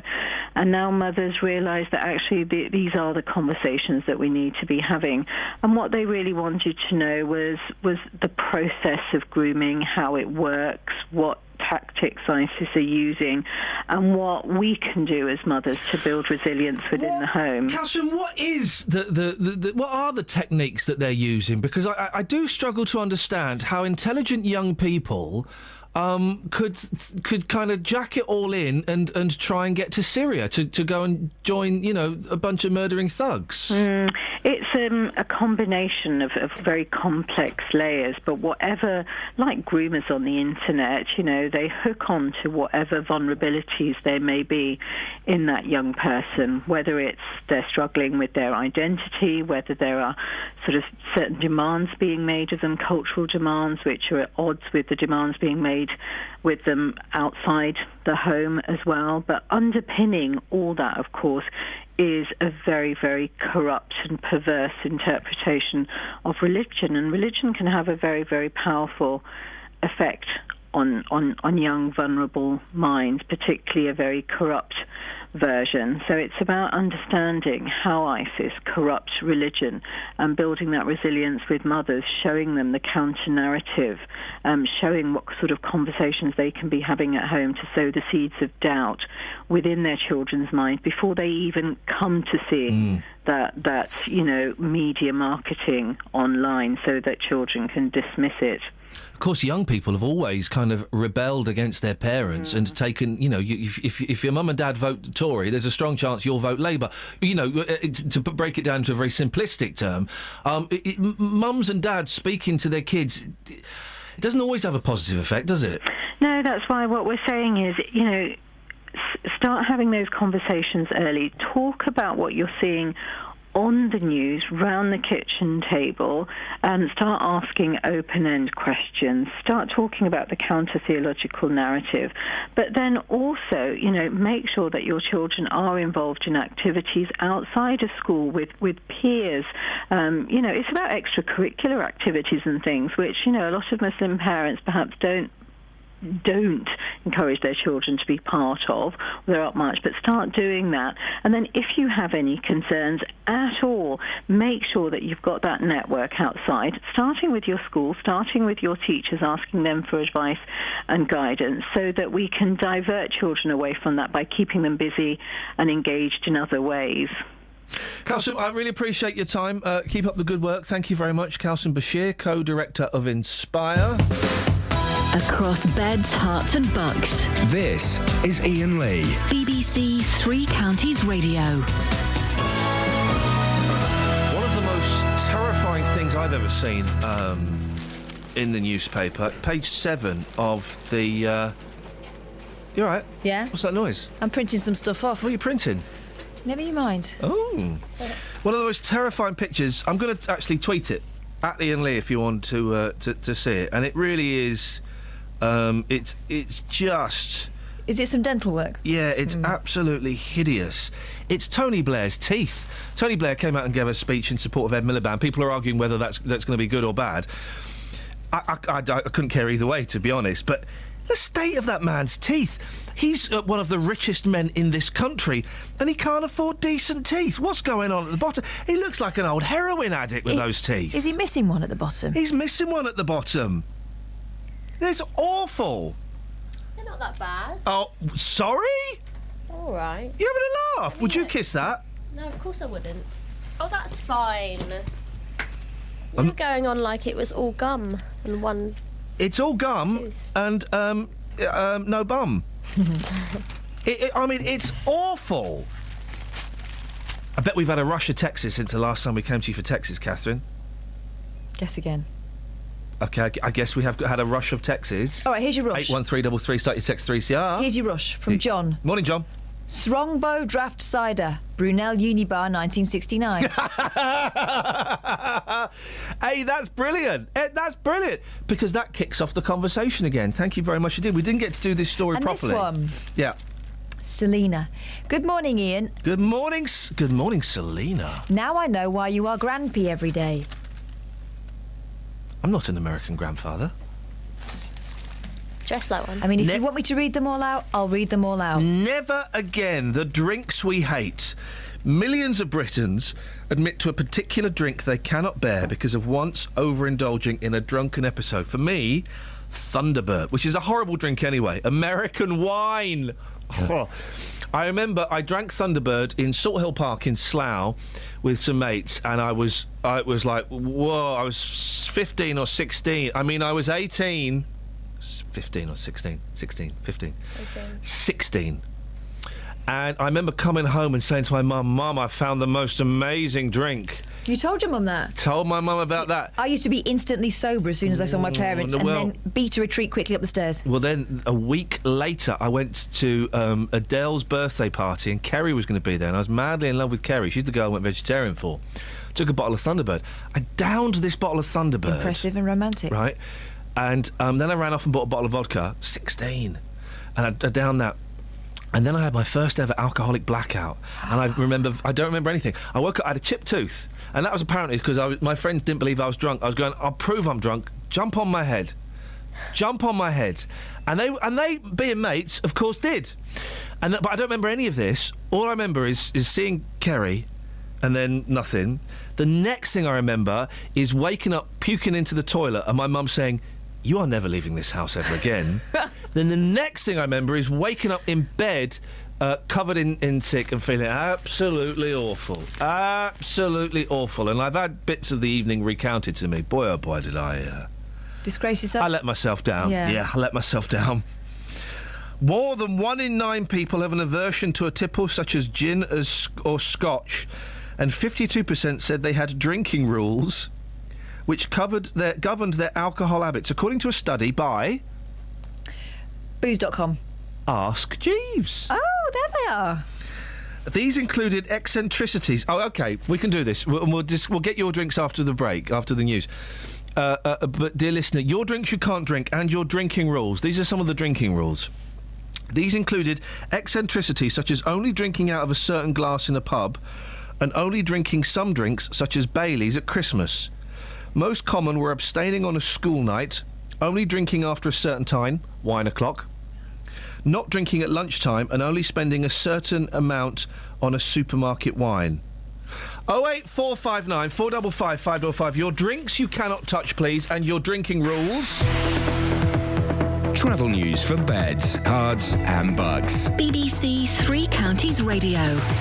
It's busy on the M25 anti-clockwise between junction 17 for Maple Cross and 15 for the M4. Also, the M1 towards London's looking very slow through junction 10 for the Luton Airport Spur Road, and the A1 southbound's very busy now from the St Neots junction to the Black Cat roundabout. In Baldock on North Road into Baldock, that's looking very slow between Norton Mill Lane and Whitehorse Street. And on the trains, Belly of Greater Anglia have hour-long delays through Bishop Stortford, and the Metropolitan line has severe delays because of a signalling problem at Harrow-on-the-Hill. Samantha Bruff, BBC Three Counties Radio. Across beds, hearts and bugs. This is BBC Three Counties Radio.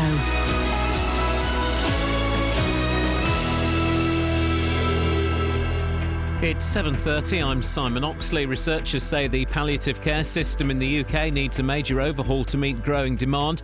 The charity Marie Curie commissioned the report. Labour is pledging to abolish the non-domicile rule, which allows some wealthy individuals to limit the tax paid on earnings outside the UK. And passengers at London Luton Airport have been warned to expect disruption because of a strike by air traffic controllers in France. Three Counties Sports. BBC Three Counties Radio.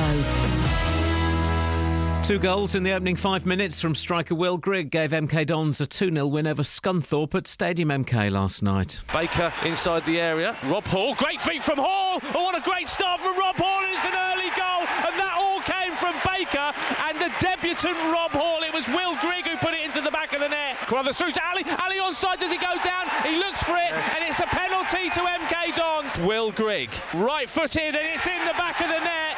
Incredible start here at Stadium MK. The win closes the gap to second place Preston to 5 points, whilst Carl Robinson's side are themselves 5 points clear of fourth place Swindon, who lost at Bristol City. We knew they would be the fresher team going into this. We knew they had more energy than us because of the rest that they had. And we just felt that we had to put the game to bed really early on. It worked. It doesn't always work. In the Premier League, a hat-trick from Christian Benteke gave Aston Villa a 3-3 draw at home to fellow strugglers QPR. Tonight, Liverpool travel to Blackburn for their FA Cup quarter-final replay. The winners will face Aston Villa in the Wembley semi-final. Watford have sold out their ticket allocation for their matches at Nottingham Forest and Brighton, while the final Championship game of the season at home to Sheffield Wednesday is close to selling out. Luton have cancelled the contract of defender Paul Connolly by mutual consent. Connolly signed last summer but has only made 6 appearances. And Wycombe boss Gareth Ainsworth has been shortlisted for the League Two Manager of the Month award for March. It's the final day of practice today for Rory McIlroy and company ahead of tomorrow's US Masters Golf. Ian Carter is at Augusta. McIlroy's bid for a career Grand Slam will begin in the company of 3-times champion Phil Mickelson. The Northern Irishman plays his first 2 rounds with Mickelson and another American, Ryan Moore. They'll tee off at just after 20-4 UK time on Thursday. Tiger Woods waits until the penultimate grouping and plays alongside the Welshman Jamie Donaldson and the in-form American Jimmy Walker. Defending champion Bubba Watson is among the earlier starters on Thursday, and he'll be playing alongside Justin Rose. BBC Three Counties News and Sport. The next full bulletin is at 8. Call 08459 455 555. BBC Three Counties Radio. Couldn't wait to get rid of him. He hadn't even finished. Off. Get out, Oxley. Do apologise, Simon. How rude of me. How rude of me. So what's the drink that you can't drink and there why? There are loads. Tell me the story about you and your pants. Well, my student accommodation in my 4th year. 4 years? What were you studying that took 4 years? French and Spanish year out, innit? Oh, flipping it. So, 4th year, should have known better. Yeah. Unfortunately, no. By then I was about up to tournament standard drinking. And, red Bacardi Breezer, one of those particularly sweet drinks with a vivid red colour. So I'm in the front bedroom, which was mine, and it used to be the old living room. It's got a massive kind of shop window scenario. It's a Victorian terrace. Really damp. I was always ill in that bedroom. This time I was ill out of the window. And how did I get to the window? Well, only the top part of the window opened. At the time I was wearing my undergarments. Wowzers. Sorry, neighbours. Don't think there was even a net curtain. Anyway, so I ended up out the top and was ill.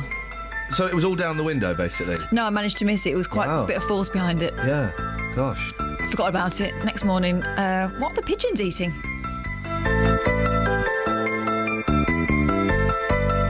Flippin' heck. Do not feed the birds. Tuppence a bag. They weren't flying straight. Oi, oi, oi. Your boozy drink that you cannot drink anymore, please. 81333, start your text 3CR. You can give us a call. 08459 455 555. What you got in the papers? Cliff Richard looking sad. I don't know why he's looking sad. Isn't it? He's in Barbados. Oh, Justin's met Cliff Richard in Barbados. Yeah.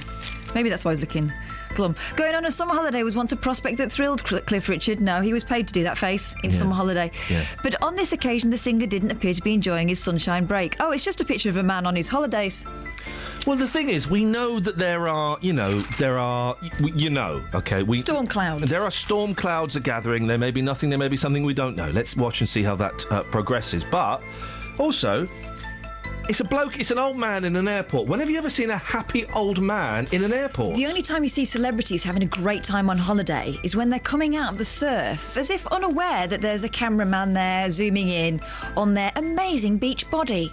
I told you I got Al Jardine at LAX airport. Al Jardine, the rhythm guitarist from the Beach Boys. Huge Beach Boy fan, and I saw him. I'd never seen a Beach Boy in real life at this stage in my life. I've never been close one. And I was so nervous. I thought, I've got to go and just say something. I'm not going to go for the selfie. I'm not going to go for even... Well, I was thinking about it all. I had a pen ready. And I built up this... Okay, I'm going to do it. I'm going to do it. And I kind of followed him and I went, excuse me, Mr. Jardine. Like, anybody's going to know his name, Mr. Jardine. And he didn't know... I was behind him. He didn't know I could see his face. And he went... Yeah, what do you want? And I was crushed. In that moment, I was crushed, and I just went, thanks for the music. Oh. Thanks for the music. Can you believe that? Al Jardine. Who? Al Jardine'd me. If a celebrity ever treats you badly, it's being Al Jardine. Here's something. Go on. The script to the film American Pie, Justin. Yeah. Has sold for £800,000. I was talking to my parents about this last night. Who on earth would pay £800,000 for a piece of paper? It's the script to American Pie, which so is not what? that bad. It's an all right film. It was all right. I don't think they needed to do that many more. No. It's not the film, I do apologise. It's the lyrics to the song. I got it wrong. Oh, right. Yeah. The original lyrics to one of pop's most boring songs. Well, it's not boring, come on. It is. It's a classic. And it's been very useful to a lot of DJs who've needed to nip out for a toilet break. Or a fag, Justin. Yes. It is boring. That and Vincent. Starry, starry night. Paint your picture, boring song. MacArthur's Park. That's a good song, dude. Yeah, a long one as well, yeah. What was that cake, though? It was a metaphor for life. Oh, was it? The original lyrics to one of pop's most boring songs were sold at auction yesterday for £800,000. That's amazing. £800,000. I don't get it. I still don't get why somebody would pay that amount of money for a piece of paper. Just go to your collection, put it on, listen to it, enjoy it, Listen job to done. This. Don McLean, right, not the Christian broadcaster from this country, he's present Pebble Mill and Welcome Radio 2, the American singer-songwriter. Listen to the bullshine excuse he's come up with for selling this, right? Don McLean had the 16 pages of handwritten notes and typed drafts for his 1971 masterpiece, American Pie, in a box at his home. He said he was selling them to inspire young songwriters to think about every word in a song. Yeah, you right. weren't. You were selling it for $1.2 million. Yeah, for the cash. Cash is king. Flippin' heck. They reveal a lost verse, which they've printed here, and is rubbish. It's not a lost verse. It wasn't good enough. And there I stood, alone and afraid. I dropped to my knees, and there I prayed. Oh, good rhyme, mate. And I promised him anything I could give, if only he would make the music live. And he promised it would live once more, but this time 1 would equal 4. It's about the Beatles. Oh. And in 5 years 4 had come to mourn, and the music was reborn. And we were singing, bye bye Miss American Pie. I drove the Chevy to the levee, but the levee was dry. Them good old boys was drinking whiskey and rye, singing, this'll be the day that I die. This'll be the day that I die. And give lots of money to my family in my will. There we go. £800,000. What a crazy! Rip-off. What a rip-off. What have you been ripped off buying? 08459 455 555. Oh, by the way, we're still doing kids' science today. Kids' science. What science? Did you do any science experiments at home as a youngster? No. Well, you never made like stink bombs and stuff? I set fire to a few things when I was younger. Kids' science. What did you set fire to and why? It was a bush, and I got caught, and I never did it again. What was I thinking? Yes. Why did you do it? I don't know. I was just experimenting, as kids do, but kids don't do that. No, but. No, I had an email from Tony, who started this whole thing off yesterday. Yeah, with the magnet in his stomach. His sister made him swallow a magnet to see if a spoon would stick to his stomach. That is genius. He sent me basically an essay. He's done lots of experiments. Oh. He doesn't list the microwave, the light bulb in a glass of water in a microwave. I'm not saying do it. Oh, gosh. I'm not saying do it. He's done loads of experiments, and most of them involved fire. See how long it takes for bread to set on fire in the toaster. Has this guy got house insurance by any chance? Is he writing to us from some sort of secure environment? See if you can put out a fire with a jet of water from a fairy liquid bottle. If that doesn't work, all pee into the fire. See what the hardest fruit or vegetable is by playing cricket with it. I would play that game. To be fair. We did drop biscuits out of windows, didn't we? At one point, that was a big thing here. Yeah. To see which ones were the hardest. You won't be surprised to know that the ginger nut fared very well. See how many Monster Munch you can put into your mouth without breaking one. Put ping pong balls into a vacuum pipe and put it on blow. This makes a good machine gun. Kids' science. 08459 455 555. You got a story, Catherine? Then we'll do booze. Swearagans. Oh. Swearagans. Why are you doing that when Justin's on the line? What's the most arrogant of birds, Justin? The most arrogant birds? Begins with a swear. Begins with a swear. To be quite honest, I've got no problem with birds. Hang on. Swans. It's a peacock. That, my friends, is the sound of a peacock. That is literal arrogance. No, peacocks are not arrogant because they're also very friendly creatures, and they respect you. They respect you as human beings. They're constantly showing their tails. Yeah, because they're beautiful, but they do it in a nice way. It's not kind of, hey, look at me, guys, I'm this, I'm that, you know. Do you know what it is? It's a go on, have a look at that. Yeah. Get a load of that. Yeah. It's like Justin. You like this? You like? Go on, swans. His granddad was so vicious that he became known as Mr. Asbo and had to be moved away from the river where he was attacking rowers. Yep. His dad, Mr. Asboy, was renowned for snapping at swimmers and even tried to take on a cow. Now a third generation of the same swan family has been terrorising those who venture onto the River Cam in Cambridge. As Baby... As Baby, that is good! Still bearing his signet plumage, but has been seen pecking punters, pinching their food and even trying to take handbags. Some say he's even more vicious than Mr. Asbo. He sticks his neck right into the punts and boats to nip passengers, says You can't eat them. Harry Crossell, Queen. 65. Once I even saw him put his beak around a bottle of champagne. Another resident, Simon Patterson, 52, in case you were wondering, said locals were worried he could get worse as he gets stronger. If he continues, someone could get really hurt, he said. Who's doing the PR for... Is this the Cam? Yeah. Because there was a story about a woman falling into the Cam on a punt.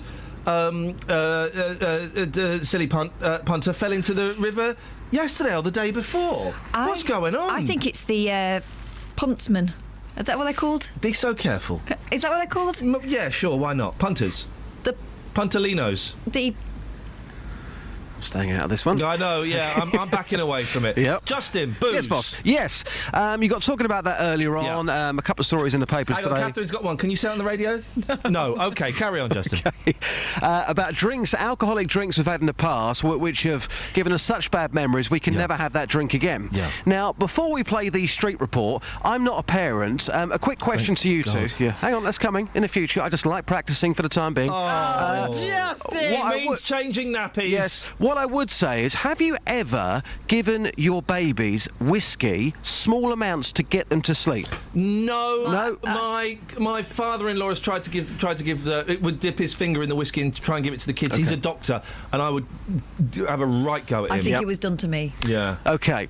Here's what happened on the streets this morning. The guy in the middle, quite interesting. Take a listen. Scott, we're going back to your youth here. When you first started drinking, what can you never touch again because of what happened to you? Whiskey, yeah. made me very ill. How much did you drink of it? Nearly half a litre. How long were you ill for? I felt ill for about a month. What? A month? Yeah. Never, ever again. No, definitely not. Good man, thanks for your time. Thank you very much. What about you, madam? What's the drink that you could never have again? Absinthe. I don't know if you know what it is. Oh no, I know absinthe. I had it once when I was abroad, never again. How ill were you? Very much. Very, yeah. I got almost unconscious, and the next day it was a very bad hangover. It's whiskey. What happened? When I was about 5... Well, hang on a minute here. 5 years old, right, carry on. It's supposed to be one of these things where they reckon you can put toddlers to sleep with it, and one particular night, couldn't sleep, and Mum and Dad had some friends round, and someone said, "Oh, give them a tot of whiskey, that'll do it." Oh, my goodness. I thought somebody was stripping the back of my throat with sandpaper. It was just horrible. Wow, at 5 years old. I mean, do you still talk to your parents about that night? What were they doing? What were they thinking? They were doing what somebody else told them. Do you think that person was having a joke? I don't know, because I've heard it since. Really? Yeah, somebody reckons. I heard somebody suggest once, like little baby's bottle of milk. Just obviously for a baby, you need even like just a little, and they reckon it sends you to sleep. Can I just say I don't condone this, but that was when you was 5 years old. So at 5 years old, that's an unusual one. So ever since the age of 5, yeah. Can't believe we're having this conversation. You've never been able to touch whiskey again? Nope, not a drop. What a story that is. I was thinking you was going to say you was 18 years old, you was out with your friends, but no, you was 5 years old and your parents were giving you whiskey to get you off to sleep. Yep. Well, you've survived. Have a good day. Yeah, and you. Vodka and Coke. I don't like vodka. Okay. You've had a bad experience, Doc. And come on, Doc. Man to man. Yeah. Skinny jeans. Would you wear them? No. It doesn't suit me. Excellent, Justin. Take the jeans to the streets, please. Travel news for beds, cards and bugs. BBC Three Counties Radio. It's busy on the M25 anti-clockwise between junction 20 for Kings Langley and 18 for Chorleywood. In Boreham Wood on the A1 southbound there are queues between the Holiday Inn and the Stirling Corner, and also in Mill Hill on Watford Way that's looking very slow southbound between the Apex Corner and Mill Hill Circus. On the A1 southbound it's very slow around the Black Cat roundabout from the St Neots junction, and on the trains at Bellew Greater Anglia are still reporting hour-long delays through Bishop's Stortford, and that's tickets are being accepted on Great Northern services though. On the London Underground, the Metropolitan line still has severe delays because of a signalling problem at Harrow on the Hill. Samantha Breff, BBC Three Counties Radio. Thank you, Sammy. 7:47, Wednesday the 8th of April. I'm Iain Lead. These are your headlines on BBC Three Counties Radio. Researchers say the palliative care system in the UK needs a major overhaul to meet growing demand. Labour says everyone living permanently in Britain should pay tax on everything they earn, even if the money is earned overseas. And train services in East Hertfordshire are being delayed after a person was hit by a train between Bishop's Stortford and Stansted Mount Fitchett. 08459 455 555. Let's get the weather. Here's Kate. Beds, Herts and Bucks weather. BBC Three Counties Radio. Good morning. It's not a bad start. Quite chilly for some, but not quite as chilly as yesterday. So the sun's shining and we'll see plenty of it today. Sunny spells through the afternoon, perhaps a little more cloud than yesterday, but temperature's still reasonable. We've got light winds. It's going to feel nice and warm with the maximum getting up to around 16, maybe 17 Celsius. Overnight tonight, a really nice end to the day. Some evening sunshine, and then overnight clear skies means very chilly. Temperatures dropping down, possibly a little bit of grass frost tomorrow morning in the more rural locations, but towns and cities staying around 5 or 6. So tomorrow morning we could see a bit of mist and fog. That will clear fairly swiftly. It'll lift and then the cloud will break. We'll get some nice sunshine tomorrow afternoon. Maximum temperature for tomorrow could reach 18 Celsius. A similar day for Friday, but then it starts to change. Some rain overnight Friday into Saturday. Saturday could start off rather grey, but it gets better, but the wind's coming from another direction. Despite the sunshine through Saturday afternoon, it will feel that little bit fresher. That's your forecast. Thank you, Kate. Roberto Perrone on BBC Three Counties Radio. Tip-top etiquette expert William Hanson, who is not a fan of politicians oversharing. Good afternoon, Roberto. I feel slightly nauseous after that music. Every weekday from 3. Let's talk to Harriet Harman, the leader of the Labour Party. We've been in Bedford and Cambridge, and we've had very interesting discussions. Let's talk cold callers. Do you have a tried and tested method of getting rid of cold callers? You've got to make up a word before you go on the phone, and so you can fit that word in without them realising the most time. Saying actually helps you feel calmer. Do you believe this, Sharon? Definitely. And since I read that, I've been doing it and I'm well chilled. Roberto Perrone, weekdays from 3 on BBC Three Counties Radio. On FM, AM, online and digital radio. This is Iain Lee on BBC Three Counties Radio. People living on a mobile home park in Hertfordshire say they're fed up with still not being able to get the problems resolved on the site. The residents of Newlands Park near Hemel say it's been over a year since the bases of some of their homes were reported as cracked to the owners. We went there, didn't we, a while ago, Catherine? You've been there again more recently. They also want action over possible water leaks, access to bills and a way of communicating with the owners which isn't via their lawyers. Catherine, it's still going on, is it? Yeah, I went back to Newlands Park last week and the bases of the trailers are still cracked and crumbling. Remember we spoke to a guy who was regularly climbing underneath his mobile home and propping it up with bits of wood. Yes, we saw it. Very rickety. It's still happening. In fact, it seems to be getting worse in his case. But that chap has had enough of complaining and is withdrawn his support from the campaign to get anything done because he just says he's got no strength to fight it anymore. And also, we've been speaking to the leader of the Residents Association, Mick Deems. He says he's still trying to get something done. All he can do, because it's mobile phones which are often switched off, is writing to the site owners, because at least then he's got some proof that he's been attempting to make contact, because he says the bases in particular are their responsibility and they're not just stepping up to sort it out. In fact, they've not even been answering his letters. Now, underneath those static homes there are gas and waste pipes, and some of them are twisting under the weight of the caravans. He's worried about what might happen. They've got problems with the electrics as well and other bits and pieces going wrong. Electrical system. There was a electrical fire at one point, after which a large section of cable was replaced. There's also continuous water leaks, sewerage blockage, and as a result, some of the residents have had raw sewage on their gardens. Beautiful. Really high water bills as well, which they suspected was down to leaks. Thankfully, the water company's aware of what's happening. And here's what Mick Deems told me last week. The problem we have is that the water company have said that they accept the word of the owners that they have repaired all the leaks. Again, dubious. We are not satisfied with that, because there have been 2 or 3 leaks recently which have been a problem, including a sewage leak just opposite me. Sounds like a nightmare, Mick. Why do you stay? Because I quite like the site. I've got good neighbours. I mean, that last time when I was here, my leg was in plaster. Well, some of the neighbours came round and built a ramp for me to make access to my home easier, and it is. And there is a good spirit around here, even though we feel that we are not being properly served by should we just say outside agencies? We've spoken to another park home site, have we? Yeah, we wanted to compare the experience that they're having at Newlands Park with a similar place in Bedfordshire. Now, the manager there told us that if all of this happened on his site, the council would be on top of them like a ton of bricks. If the base of a home wasn't repaired, they would have had a letter from the council, and he added that they're required to produce copies of water bills and electricity bills to the residents.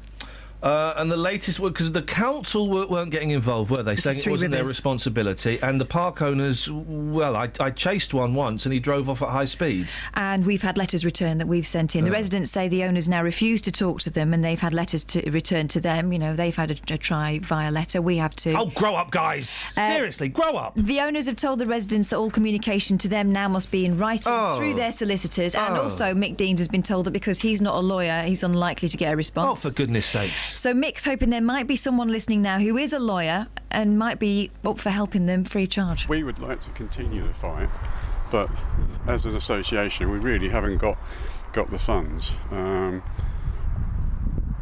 I think that this is probably known by the owners, who will win by default if we can't take this any further. So I'm hoping that there is somebody out there that likes a fight for right. This has become something of a mission for you, hasn't it? Yeah, I feel quite upset at some of the lack of help that we've had. There are people that have been excellent to us, like yourselves, like Iain Main, and a few other people that have been really promising. But the official bodies that are supposed to help really don't want to know.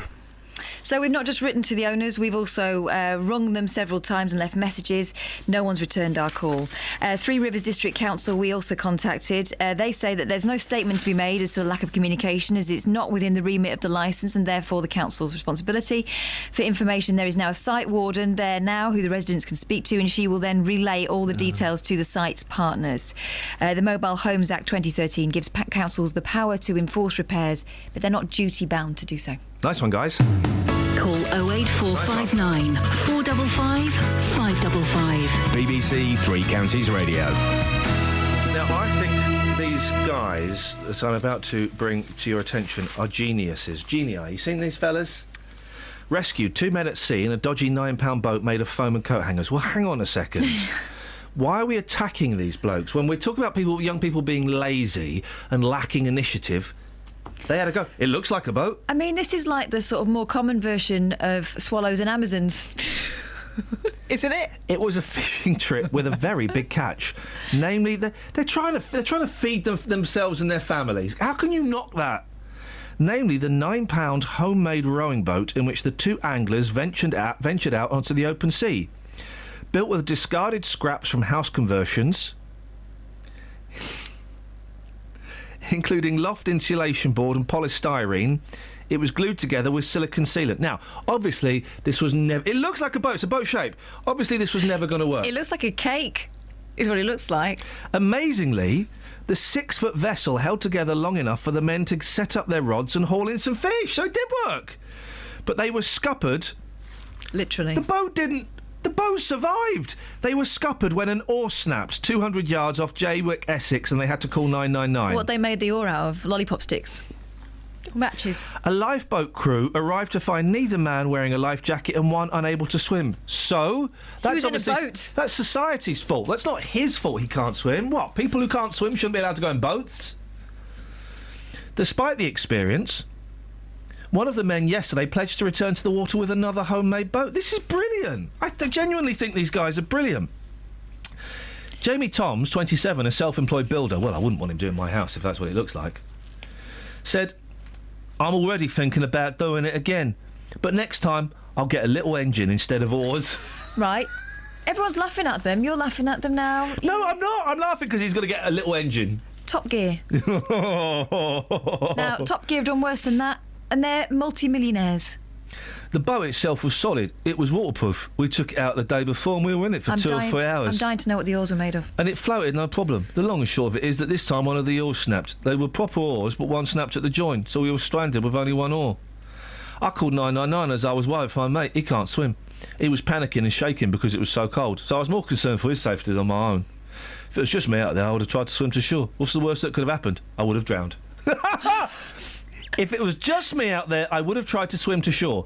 What's the worst that could happen? I would have drowned. That's quite bad. That's quite a bad thing that could have happened. He's either going to be partly alive, fully alive, or dead. This guy, man, a TV company, get a boat and take this and film it. He's a genius. 2 men in a boat. Mr. Tom's had it. We're just two lads who were bored and wanted to make a boat. Why not? Forget Robson Green, right? This is the sort of fishing programme I would watch. It's better than going out and doing drugs and committing crime. Yeah, it is. I was quite calm, as I'd already been in that situation before. In about 2006, me and a few mates bought a rubber dinghy and got peed up. Oh. As we wanted to see how far we could get out before needing to be rescued. They're geniuses. Kath, you got 30 seconds. What you got? IKEA bosses in China have been forced to ban customers from sleeping in beds in store after hundreds of weary shoppers started taking naps. I've been tempted.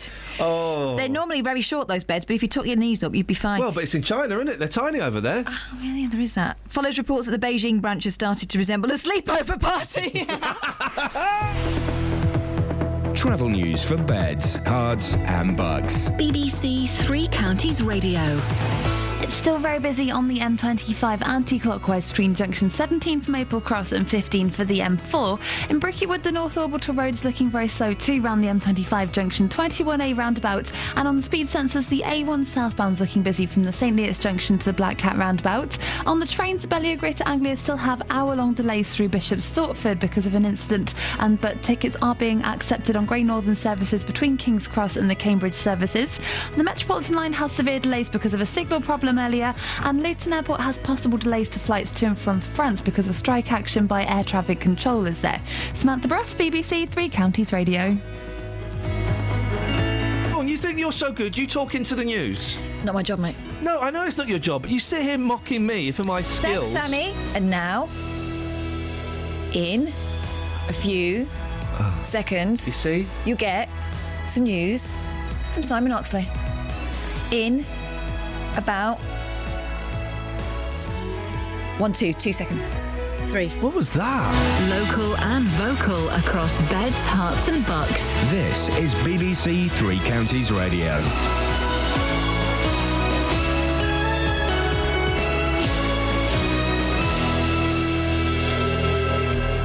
It's 8 o'clock. The headlines. Report says palliative care system needs major overhaul. Hertfordshire delays after person hit by train. And MK Dons maintain promotion challenge. BBC Three Counties Radio. Researchers say the palliative care system in the UK needs a major overhaul to meet growing demand. The charity Marie Curie commissioned the report.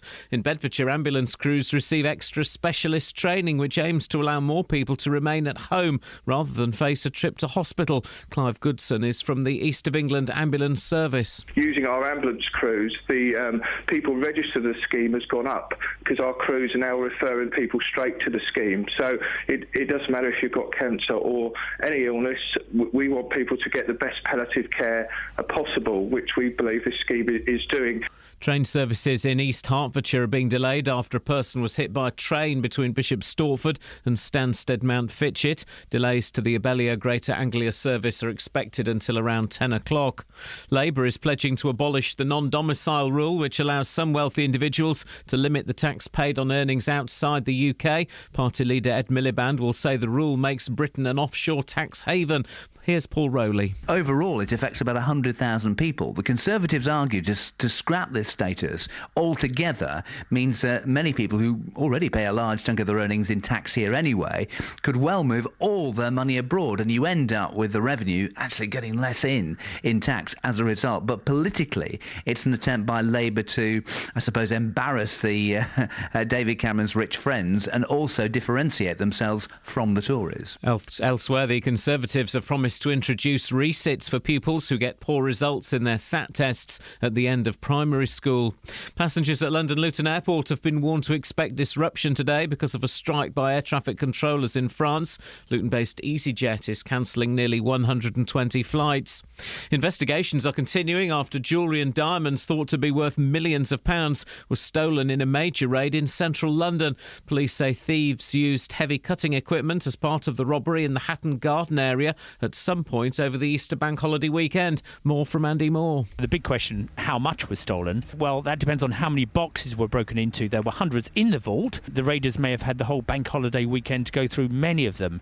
And then there's the question of how much was in each box, and the police won't even know that until they talk to the owners today.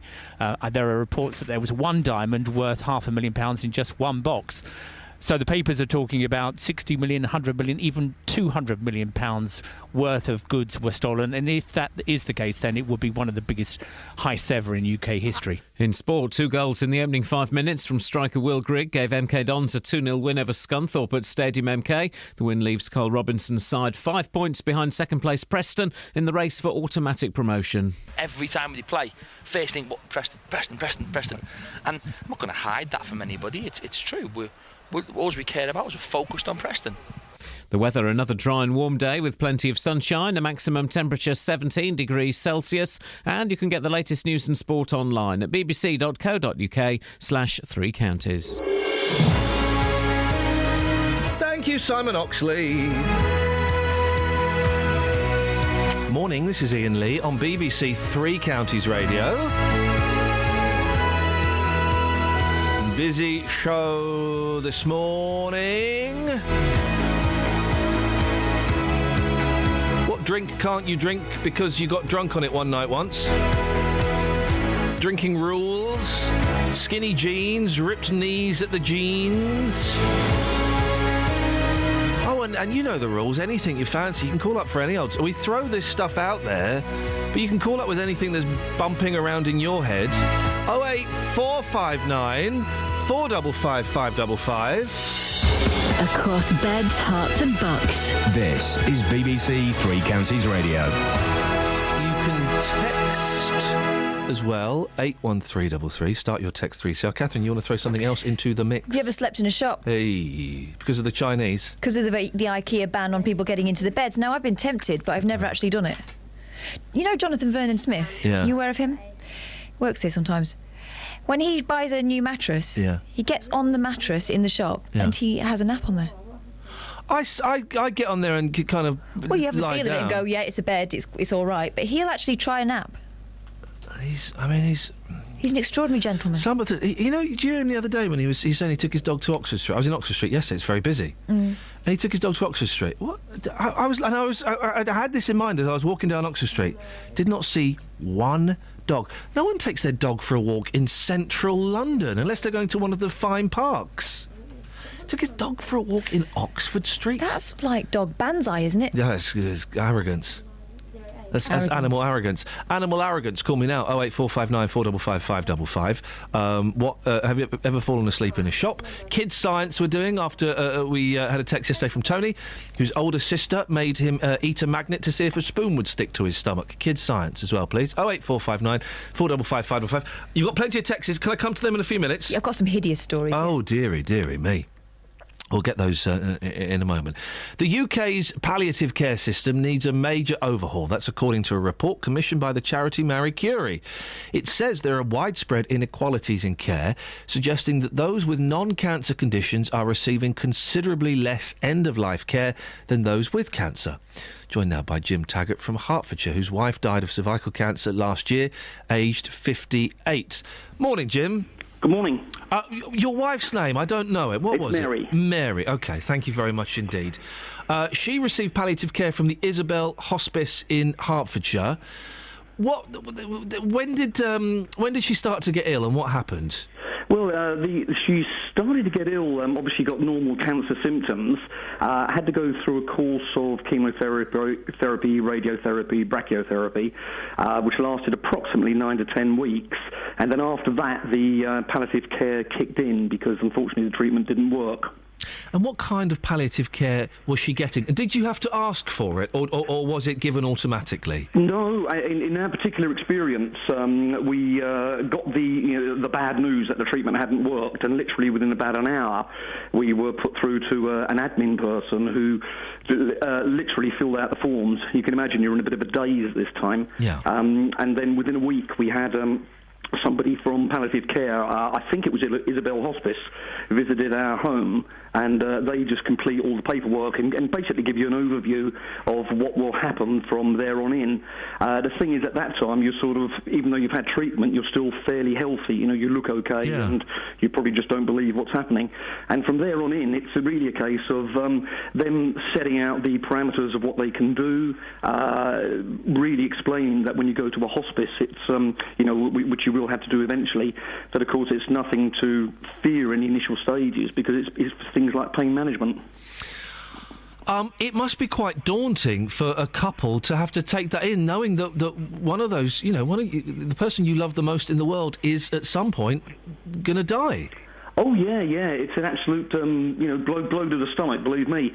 And you're sitting there, and I think in the initial stages, there's definitely denial is there, and because you're looking at the individual, and as I say, to all intensive purposes, they're just like you and me. They're just sitting there, fully dressed, can move, can talk, can do everything. But unfortunately, the disease is fairly quick. I say fairly quick. In our case, it lasted about 15 months, approximately 15 months of palliative care. And during that time, of course, you steadily get worse. And then the initial effects are, of course, the effects of the treatment, which unfortunately really mess up your body quite a bit. And you need a hell of a lot of care for that. And the first care is pain management, because unfortunately, whatever you get from the GP, your normal paracetamols and things, and just ain't going to cut it, is it? You need something a lot stronger than that. How important was it for both of you, you and Mary, that you got this care? What difference did it make to both your lives? Well, I suppose initially it's the pain management, because you are absolutely desperate. There's no doubt about it. There's nothing that works, and the pain management is when they will initially have some people maybe visit you at home. And as I say, this is my experience of it. They'll visit you at home maybe once a week or twice a week as necessary. But then when the pain gets so much, or the condition and the symptoms get so bad, then you go into the hospice for an unspecified amount of time. And I think in my wife, if I remember correctly, in my wife's initial stages, it was about, I think, between 2 and 4 weeks. And of course, what the difference is, you have focused care. You literally have doctors there, not exactly when you want them, but they're very accessible. And of course, you've got around-the-clock care as well that you just don't get in a normal hospital. And not that there's anything wrong with a normal hospital. It's just that they're not really geared for terminal illnesses at that stage. So obviously her comfort, Mary's comfort, was paramount importance. Listen, my dad died a couple of years ago of cancer, and he was in hospice, and it just takes a load off the family as well, doesn't it? Oh, for sure. I mean, there's a huge emotional upset, as you can imagine, and you're looking, as you say, the person that you think the world of. You're looking at that person every day, and I suppose from a family point of view, you're pretty helpless. When a person goes into a hospice, I mean, I've got to be honest. My before this happened, my impression of a hospice was that when you go in there, you don't come out. And of course that's not. And as I say, my experience, it's not the case. My wife had, I think, three separate spells in the hospice. But the respite is definitely there, because of course the individual suffering from Mary's disease, there's a lot of things happen to your body which are just not very pleasant at all, and you do, or a patient does get to the stage where they're really not capable of doing things for themselves, and that part of it is fairly quick. How are you doing now, Jim? Yeah, I suppose getting on with it, really. I've had, about roughly six months since Mary died, but when you look back, and hindsight's a great thing, you look back, and of course you do realise that the individual that you know has probably started dying or, changing maybe a good 12 months before they actually die. So, of course it's still difficult, of course it is, but I think really you just, as they say at the hospice, take it a day at a time. Thanks for sharing your stories about Mary with us, Jim. Thank you, mate. Oh, dear. Let's speak to... Thank you very much. Told excellently, Jim. Let's speak to Scott Sinclair from Marie Curie. Morning, Scott. Good morning, Ian. That's kind of typical of, would you say, of those people with cancer. Jim's wife obviously had cancer, and the report is suggesting that people with cancer, well, they get better palliative care than perhaps others. I think the crucial thing is that people with cancer can get better care than others. So it's not always the case, and it was very nice to hear that the hospice was there in that situation to provide some very much needed pain relief and round-the-clock care. But that's not always the case for people with cancer, and we know it's especially harder for people with non-cancer conditions as well. So the people with non-cancer conditions, so people with dementia and heart conditions in particular, their palliative care treatment is generally nowhere near as good. Is that what the report's saying? Basically, it's saying that if you don't have a cancer condition, you're less likely to get good palliative care services. So that's not to say that people with, say, dementia or with heart disease haven't had really good palliative care. It's just saying that you don't stand as good a chance of getting that palliative care. Why is that? Is that money? Is it because a lot of money is now, in the last 20 years or so, being put towards cancer? What is it? I think it's a really, really complex situation, and I think probably one of the key issues is that, particularly for, say, dementia and heart disease, two very good examples, it's very, very hard to diagnose when someone's in the last year or 6 months of life, whereas with cancer, I think there's that kind of established prognostic tool, the understanding that doctors have that they can, reasonably estimate when someone is in that last year of life, whereas with heart disease and dementia, it's much less easy to do. Of course, with dementia, there are issues about being able to communicate properly with the person who's suffering from dementia, and so I feel sometimes that doctors perhaps aren't as comfortable referring to palliative care services when they're not sure that the patient is approaching the final stage of their life. How do we change it, Scott? What do we do? Well, I think overall there is a shortage of palliative care services in the country. So one of the things the report really highlights is it estimates there are about 100,000 people in the UK at the moment who don't receive palliative care services that they could benefit from, and that's only going to get worse as time goes on, because obviously with the ageing population, we're going to have more people dying every year and dying with more complex needs. So obviously I think we need to do more in terms of getting people to be able to access palliative care services. Part of that is about investment, but it's also partly about supporting doctors to be able to refer patients onto palliative care services. And also I think breaking away from this idea that palliative care services are just for the last weeks or months of life. So what Marie Curie really wants to do is emphasise that actually terminal illness is something that a lot of us will experience in our life, and we want people who are terminally ill to be able to live well as long as possible. And so palliative care plays a role right from the point of diagnosis. Scott, I appreciate your time this morning. Thank you very much indeed. That's Scott Sinclair from Marie Curie. 08459 455 555 is the phone number. We'll get your phone calls and your texts after a bit of the trav. Travel news for beds, cards and bugs. BBC Three Counties Radio. On the M25 anti-clockwise, it's slow from junction 17 for Maple Cross to 15 for the M4, and the A1M southbound is slow now from junction 7 for Hitchin to 8 for Hitchin to 7 for Stevenage. In Margate, the A5 southbound's looking very busy on the speed sensors between Lynch Hill and the M1 junction 9 at Redbourne, but no reports of any problems on the M1 at the moment. The A1 southbound, though, is very busy on speed sensors between the St Neots junction and the Black Cat roundabout. And on the trains, the Metropolitan line still has severe delays after a signalling problem earlier, and Greater Anglia and the Stansted Express are being affected by hour-long delays through Bishop Stortford. Samantha Bruff, BBC Three Counties Radio. Yeah, I like that one, Sammy. That was a good one, man.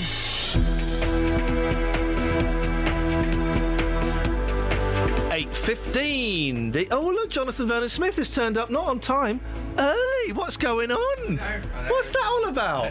This is unprecedented behaviour. Just want to spend quality time with you. Oh, shall I just play a song? Shall I play American Pie and we'll have a chat? Yeah, why not? Okay, let me find American Pie. No, don't really. Oh, okay, that's okay. Researchers say the palliative care system in the UK needs a major overhaul to meet growing demand. Labour says everyone living permanently in Britain should pay tax on everything they earn, even if the money is earned overseas. And train services in East Hertfordshire are being delayed after a person was hit by a train between Bishop Stortford and Stansted Mount Fitchett. BBC Three Counties Radio.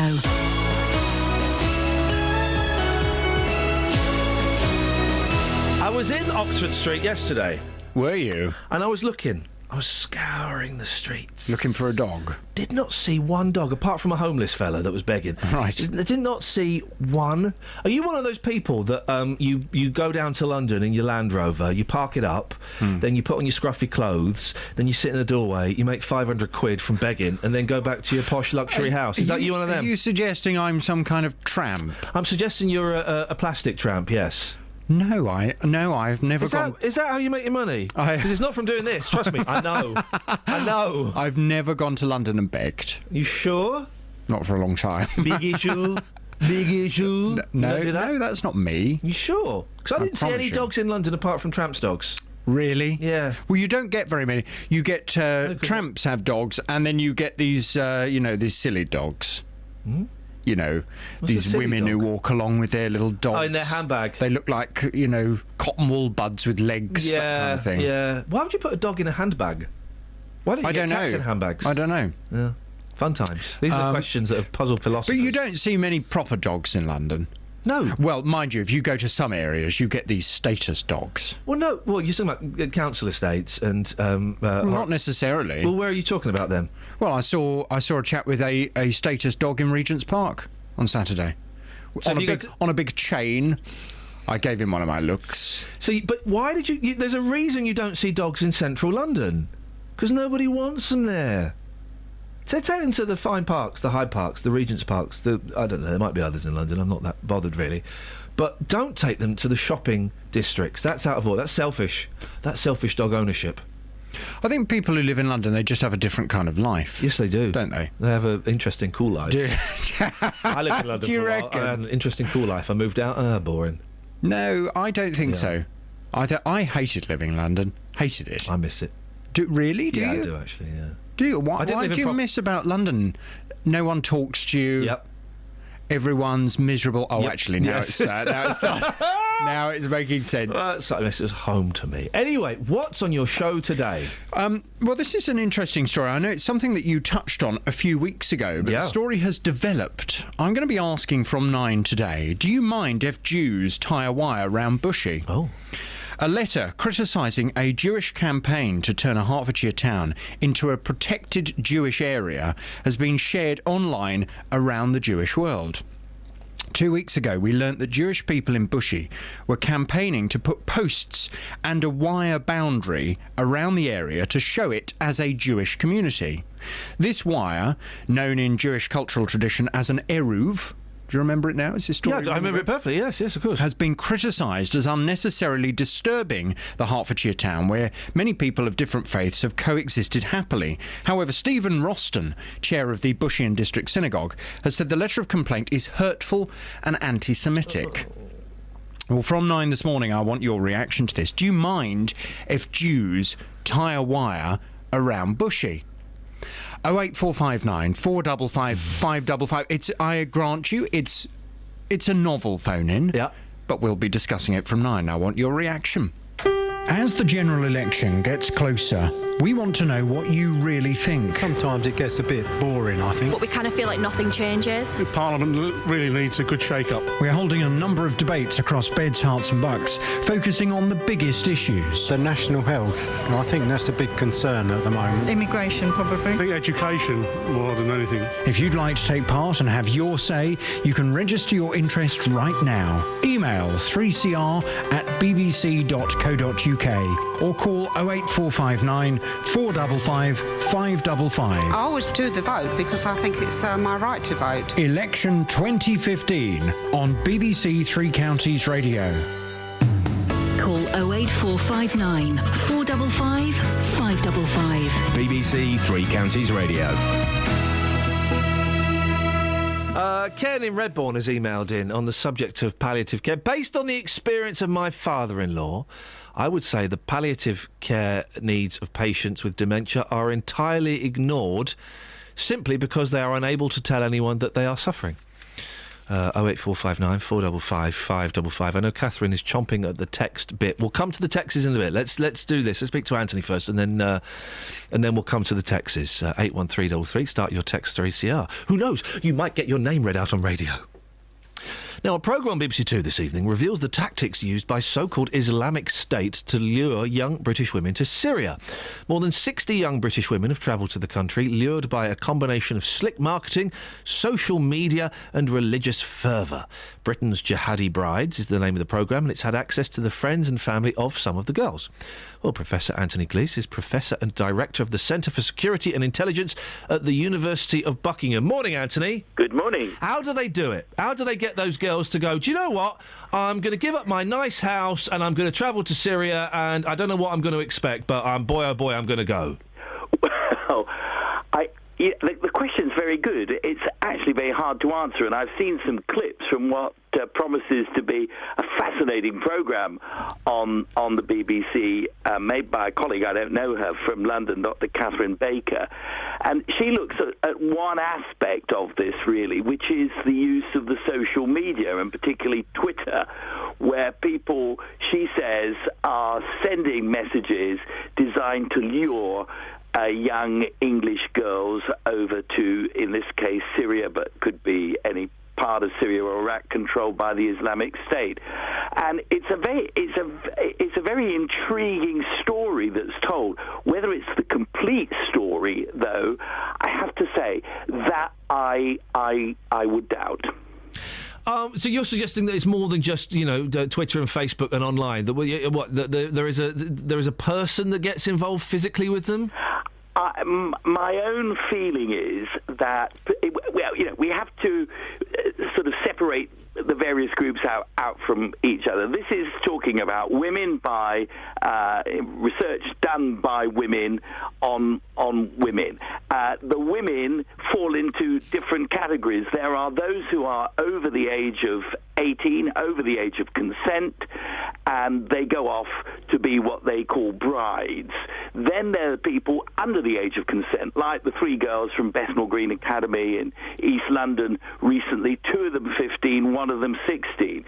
And the way these people are enticed, I would say brainwashed, to go off and to regard themselves as jihadi brides. The very name of the BBC programme is in a sense misleading, because many of these young girls are not jihadi brides, they're sex slaves. Let's call it what it actually is. And the idea that a 15-year-old girl would go off to a strange country, and a lot of these tweets show they miss the ordinary things of everyday British life. They would go off and live this life as sex slaves on the basis of things that are being tweeted at them. Sounds not totally plausible to me. I guess there's somebody there somewhere coaxing them physically. Anthony, I wanted to ask you, but those girls that you mentioned, and we had their parents and their family in front of the select committee and speaking to Keith Vaz and saying, oh, it's terrible, it's the police's fault, it's the government's fault, all of this. And then it turns out that one of the dads had been at rallies. Now, I've only seen a picture, and surely we've all been at a meeting burning a flag and shouting, haven't we? I mean, what can we draw from that? Well, of course, I've got to be very careful about what I say about any particular instance, but on the whole, I would say, even before we knew about this family connection with Islamist extremism, I myself was saying things to people like what I've said to you, that I don't think 15-year-old girls, I had a 15-year-old daughter myself once, I don't think they just go off without somebody in authority within the family giving them some guidance, giving them a push. Now, it could be a political push. In this case, I think it's possible that a member of the family says, the Islamic State really represents the true values of Islam. You must do your duty and go and have further babies who can turn into Islamic State soldiers. All of that seems to me to stack up more than people going off to the other side of the world, effectively to the third world, on the basis of tweets. I wouldn't downplay the importance of the social media. I think it is very important, but somewhere there is a human voice brainwashing, coaxing, and if you go after that human voice, I think you do a lot to stop people going, and to make it very, very clear, as this program does, that those people who do go off there are joining a group of sadistic, brutal murderers. This has nothing to do with the ideals of Islam. This has to do with a group of marauding, beheading sadists. And no young British girl, Muslim or otherwise, should ever want to be part of a group of people like that. Anthony, I appreciate your time. Thank you very much, Professor Anthony Gleeson. The programme is on BBC Two tonight, Britain's Jihadi Brides. I don't know what time it's on. You'll have to have a look in the TV Times, innit? Oh, no. Whoa. Hey. Whoa, dudes. Gosh, time flew then. Whoa, Wow. guys. Calm down. Calm down. Calm down. Catherine, you were champing at the bit with Texas. There's some terrible drunken stories, and there's one about a bed and falling asleep in a shop. Let's do the bed one, and then we'll do the boozy ones after 8:30, so you've got time to send the kids off to the offie. I was telling you earlier on that when Jonathan Vernon-Smith buys a bed, he likes to test it out, and he will have a nap in the shop if he can. Yeah. Good on Jonathan, says Caroline of Bedford. When I was looking to buy a mattress, the only one that felt comfy was a memory foam one that cost over $800. Memory foam? Well, she's written form. Well, maybe it is.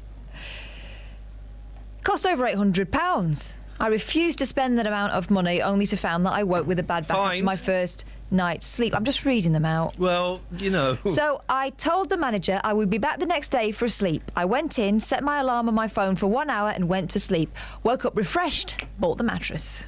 So she went in for a sleep for an hour? Yeah. No, I don't think that's appropriate. I couldn't relax enough. I can't really relax on planes and in cars and stuff. I used to be able to do a brilliant trick on an aeroplane where the takeoff, if I was really tired, and I'd always be tired before a flight, I'd make sure I could make the takeoff knock me out. The change in pressure. I used to be able to do it. Can't do it now. Oh. I took Valium as well. That may have. I think it might have been had something to do with it. Yes. Travel news for beds, cards, and bugs. BBC Three Counties Radio.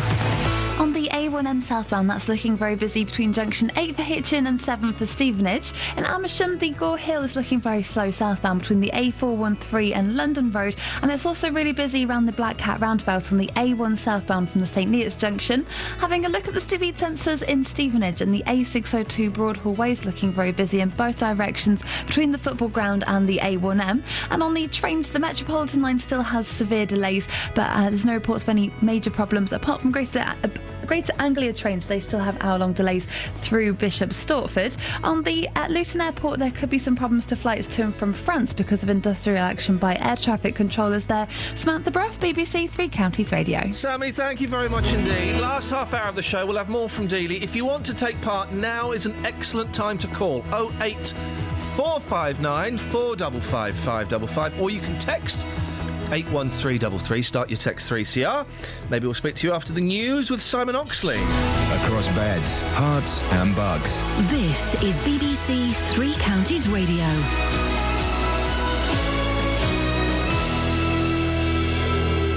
It's 8:30, the headlines. Labour is pledging to abolish the non-domicile rule, which allows some wealthy individuals to limit the tax paid on earnings outside the UK. Party leader Ed Miliband will say the rule makes Britain an offshore tax haven. Train services in East Hertfordshire are being delayed after a person was hit by a train between Bishop Stortford and Stansted Mount Fitchett. And researchers say the palliative care system in the UK needs a major overhaul to meet growing demand. The charity Marie Curie commissioned the report. Three Counties Sports. BBC Three Counties Radio. 2 goals in the opening 5 minutes from striker Will Grigg gave MK Dons a 2-0 win over Scunthorpe at Stadium MK. The win closes the gap to second-place Preston to 5 points, whilst Carl Robinson's side are themselves 5 points clear of 4th-place Swindon, who lost at Bristol City. The manager was delighted with Grigg's growing goals tally. 19 goals and probably about 15 miles covered.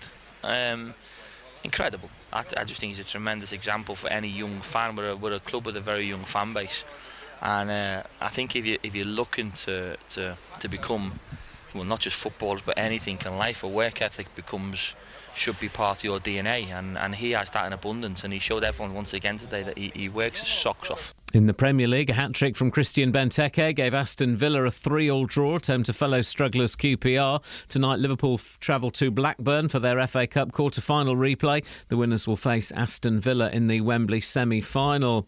Watford have sold out their ticket allocation for their matches at Nottingham Forest and Brighton later this month, while the final Championship game of the season at home to Sheffield Wednesday is close to selling out. Luton have cancelled the contract of defender Paul Connolly by mutual consent. Connolly signed last summer but has only made 6 appearances, and Wycombe boss Gareth Ainsworth has been shortlisted for the League 2 Manager of the Month award for March. It's the final day of practice for Rory McIlroy and company ahead of tomorrow's US Masters Golf at Augusta. McIlroy is aiming to complete a Grand Slam of major titles, already achieved of course by the returning Tiger Woods. I worked hard. People would never understand how much work I put into it to come back and do this again. It was sun up to sundown. Whenever I had time, if the kids were asleep, I'd still be doing it. When they were in school, I'd still be doing it. It was a lot of work. BBC Three Counties News and Sport. The next full bulletin is at 9. Call 08459 455 555. BBC Three Counties Radio. We know how hard it was for you, Tiger, eh? We know how hard it was for Tiger to be juggling balls and sinking holes and playing with his wood, yeah, and his 9-iron. It was hard for Tiger, wasn't it, getting his wood out and juggling balls. Off the back windscreen. Yeah, and it was hard for Tiger playing around. Of golf. Yeah, he was playing around. Yeah, that's what I said. He was playing around. It was hard for Tiger when he was playing around. He had all those balls. He was playing with his wood. He was playing around with his wood. It was hard for Tiger when he was playing around with his wood. See what's happening now. She's joining in. Yeah. Shall I turn her microphone I off? would. Okay. It was hard for Tiger when he was playing around with his wood. Okay. Stop. We get it. I'm talking about golf, mate. What's your problem? You're trying to censor golf. You're the man. You're the suit. You've changed. You've changed, man. You're not the woman I used to know. You're not the woman who used to just wear bra and pants and be sick out of a window and feed the pigeons. That's not the girl I used to know. You didn't know that girl. I know, but I pictured that girl. You're not the girl I used to know who, Oh, I can't tell that story on the air. That was private.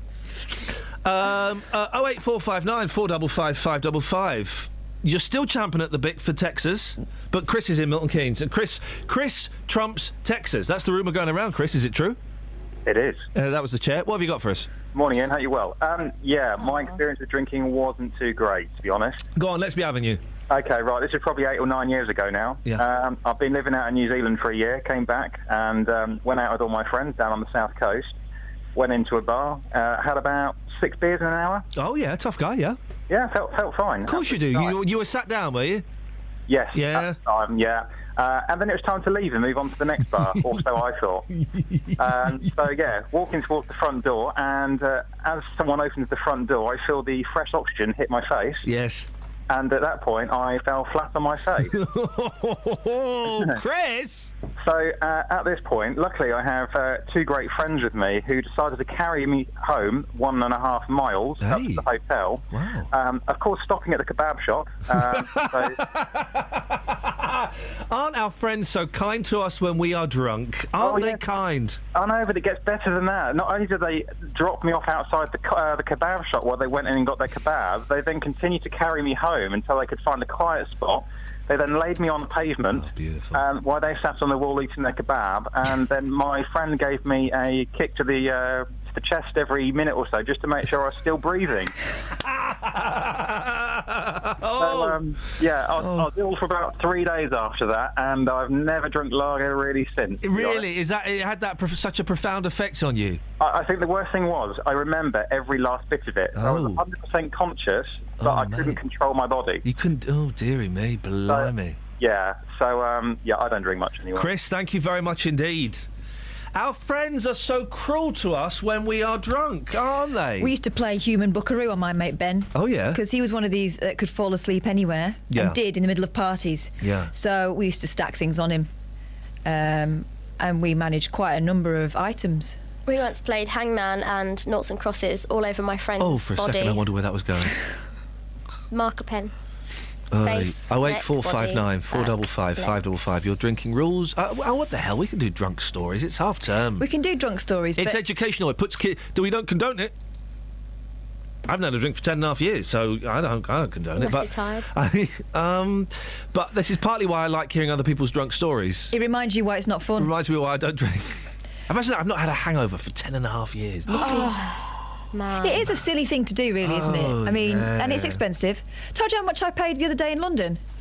£16 for 2 drinks. Yeah. £16 for 2 drinks that tasted a bit like, I mean, I don't know because I've never tried it, toilet duck. Fair play. It was Angel's Wee Wee you were drinking, though. Hopefully. Texas, Catherine. Let's be having you. And some of these are awful, so brace yourselves. Fun times. I'll ease you in with Barry of Bedford. Morning, Barry. Hi, I love Ian. the name Barry. Sangria, I got really ill, never again. OK, I think we all know about that story. Scott has tweeted, sorry, has Kath got any videos of her playing human buckaroo? Thank goodness all that happened in the days before camera phones, because there would be a lot of footage there. There would be a lot of footage. I'm so glad that camera phones didn't exist when I used to booze. Imagine that, and Facebook wasn't a thing. Oh, God, I wouldn't be working here. I wouldn't have a job. No one would employ me. No, the 90s were a very boozy time. Oh, it was horrible. Horrible. Linda, all right, this is a really awful one. So if you don't want to hear about someone, I mean, it contains nudity and bodily functions. Oh, gosh, that's my weekends. Yes, go on. Some time ago, I went to a very posh Christmas party. Evening dress donned, I had a fantastic evening, drinking ridiculous amounts of white wine. Oh, they'll get you. It all went downhill. When I eventually got home... you. I did the straight to the bathroom, balanced my head in my hands whilst trying to balance my elbows on my knees while sitting on the toilet classic. Yes, I know. Yeah. I fell off the loo head first, threw up, and lay in it. The evening dress I was wearing was strapless, so everything fell out. Hey, good morning, guys. You won't get this on BBC Norfolk. Unfortunately, my mother-in-law, who was babysitting at the time, discovered me crying, topless, and covered in sick. That's that. Hey, by coincidence, that's the title of your autobiography, isn't it? Crying, topless, and covered in sick. The Catherine Boyle story. Looking forward to reading that. With the subtitle, Wine is Not My Friend. Mortified. After a week-long hangover, I didn't touch white wine for about 5 years afterwards. But Linda seems to have got back on that pony fairly recently. I never liked white wine. It used to just give me headaches. I like it really, really, really cold on a hot day. But otherwise, red wine. But red wine's not my friend either. Red wine, oh, yeah. That'll do the trick. Mickey's in Hatfield. Morning, Mickey. Morning, mate. You all right? Yeah, I'm all right, fella. What you got for us? All right, so back when I lived at home with my mum, I come home one night after being completely troshed, and my window was next to my bed. I'm laying down, the world's spinning. I think I'm going to chuck. I sit up, I push my window open, I vomit. I feel, that was brilliant. Yeah, it's such a relief, isn't it? Oh, I felt brilliant. I felt cool. I felt, yeah. Yeah, it's always cool after a vomit. I wake up getting beaten by my mother. In actual fact, I didn't open the window. I vomited. It splattered straight back on me, all over my bed, all over my chest, all over the floor. Mickey, thank you very much. Did your mum do the thing and make you have to clean it up? Mickey's gone. Mickey's gone. The memory was too much for Mickey. Thank you, Mickey. What an horrific story. Hope you enjoy. We'll get complaints about this. Glenn's on the line. Good morning, Glenn. Morning, Ian. Then you've never had a boozy experience, surely? I have, yes. Many, but on this one was around about 1985. Yeah. And there used to be me and a couple of mates, and we used to go out, and whatever we were wearing, by the end of the night, it was always trashed. Yeah.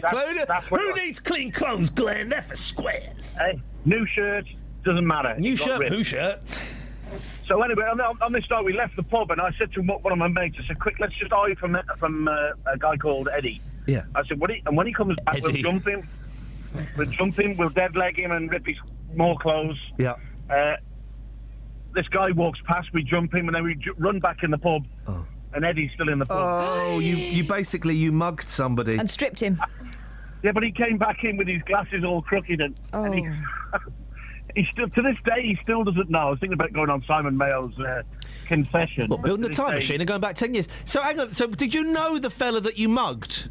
Yes, yeah, he was in the pub as well. All right, okay. But you never said to him, we're really sorry, we just beat the whatever out of you. We thought you were Eddie. He didn't even know. So he thinks he got attacked? Yeah. Hey, nice mates. Nice mate. Thank you, Glenn. Glenn's got a dark side to him. He comes over as a nice fella. These are always the ones. Shipman, West, nice fellas. Well, actually not West. But anyway... They're always the ones with the dark side. By the way, I'm not in any way comparing Glenn to... Well, I am comparing him to Harold Shipman. But not like that. Not like that. Thank you, Catherine. Yes, I was getting in a little bit of a cul-de-sac there. Murderous cul-de-sac. Good film, by the way. Do you want me to reverse your vehicle? Yeah, please do. Maffin Hanslope says... Beep, beep, beep, beep, beep. It's a big cul-de-sac. Beep, beep, beep, beep, beep, beep. Mind that child. I'm not Mr. Whippy. Why has Mr. Whippy always got mind that child? What makes you suspicious? What has he done in the past? Mind that child! Who says mind that anyway, apart from my gran? Yeah, what have you got? What have you done, Mr. Whippy? I don't understand it. Anyway, I don't want to get involved in the ice cream wars. Nothing to do with me. As you were, fellas. As you were. Catherine.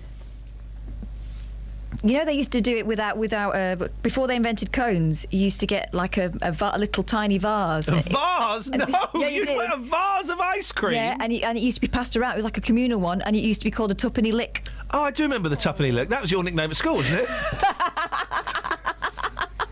Anyway, people got really iffy. Because you liked ice cream so much. People started to get horrible diseases, so they stopped doing that. They did do that. They invented a cone. Who would have thought it'd been so simple? Because she liked ice cream a lot before you complain. I don't like ice cream at all, actually. Maffin Hanslope. I had a bad experience one Christmas Eve on Red Stripe Crucial Brew after a day drinking cherry Coke when it first came out. Oh, do you remember that? Yeah, it was horrible. Cherry Coke and Dr. Pepper. No, thank you. Send them back to America. I also won't drink sherry after witnessing Andy Bosworth returning a whole bottle of it slightly faster than the speed he consumed it. Oh, Andy. By the way, if you're telling stories about people drinking, you've got to give us their full names. Because the Glenn story was good, but Eddie who? Andy Bosworth, I can picture it. You need to... It was Andy Bosworth got legless on Sherry one night. Well, Ben Aroo was Ben Kerr. There we go. Simon, now, this is interesting, Simon. Queen's Silver Jubilee Party... 1977, glorious year. In Kevin Godley's marquee. 10cc! Champagne cocktails, slept in a puddle on a golf course. I was 16. Where have you had a sleep when you're drunk? Because I used to... We moved to Farnham Common, which is in Bucks. So, yeah, I'm local and vocal, so you can have that.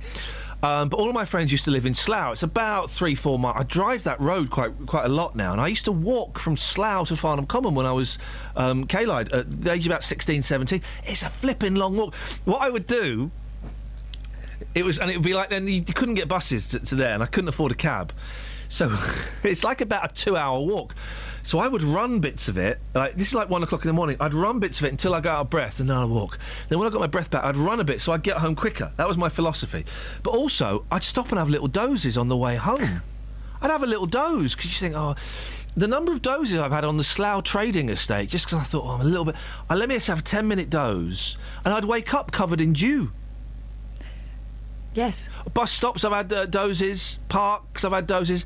I had a doze, like, literally around the corner from my house. I was so tired, I thought, I'll just have a little doze, and then before I get to Forge Drive, and I'll have... Where have you had a sleep when you're drunk? 08459 455 555, yeah. Like the king of the fairies. More ways than one. If you can combine... This is what we're going to do. Go to travel. If in the last 15 minutes you can combine having a doze when you're drunk and sleeping in a shop... then you win a crown. 08459 455 555. Travel news for beds, cards and bugs. BBC Three Counties Radio. It's looking busy on the A1M southbound between junction 8 for Hitchin and 7 for Stevenage. And in Stevenage on Broadhall Way, that's looking very busy in both directions at Gunnells Wood Road on the approach to the A1M. In Beaconsfield, Amersham Road is partially blocked by an accident involving 3 vehicles at Ledborough Lane. It's causing delays from London Road. And in Watford, on Watford Heath, there's roadworks. It's closed between Oxley Lane and Oxley Avenue, so expect long delays into Watford northbound. On the trains, Bailey Road to Anglia still have hour-long delays through Bishop Stortford because of an incident earlier on, but tickets are being accepted on Great Northern services between King's Cross and the Cambridge services. And at Luton Airport, there are possible delays to France flights to and from France or over France because of France because of a strike by air traffic controllers. In your pants, it's France. And do use plastic and get cash from the money machine. Hang on a minute. Sorry. Hang on a second. Sorry. Is she cheeking me? Yeah. On my show? She's also right. It's France. It's France. Kelly? France. Thank you. What do they say in France? That's the answer to the question. We should maybe do that. Okay. Possible delays to the flights to and from France. Oh, for goodness. France in my pants. What's she talking about? Doesn't make any sense. How would you get France in your pants? I mean, Catherine might, but I mean, any normal person. Catherine probably has, haven't you? You went there a lot. No.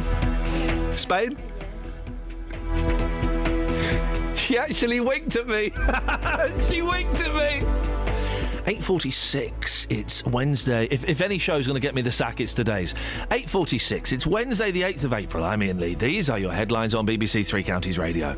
Labour says everyone living permanently in Britain should pay tax on everything they earn, even if the money is earned overseas. Train services in East Hertfordshire are being delayed after a person was hit by a train between Bishop Stortford and Stansted Mount Fitchett. And researchers say the palliative care system in the UK needs a major overhaul to meet growing demand. Let's get the weather. Here's Kate. Beds, hearts and bucks weather. BBC Three Counties Radio. Good morning. It's not a bad start. Quite chilly for some, not quite as chilly as yesterday, but we have bright skies, blue sky and sunshine, and we're going to see plenty of sunny spells today. Bit more cloud around, so the temperature may not feel quite as warm, but still reasonable, 16, 17 Celsius likely later this afternoon. Really nice end to the day with some evening sunshine. Clear skies, though, mean it is going to be another chilly night, minimum down to 2 Celsius. A nice start tomorrow morning, bit chilly, but some good spells of sunshine once the mist and fog clears. Maximum temperature potentially up to 18 Celsius, and that's your forecast. Don't worry, ladies. Dealey's on the way.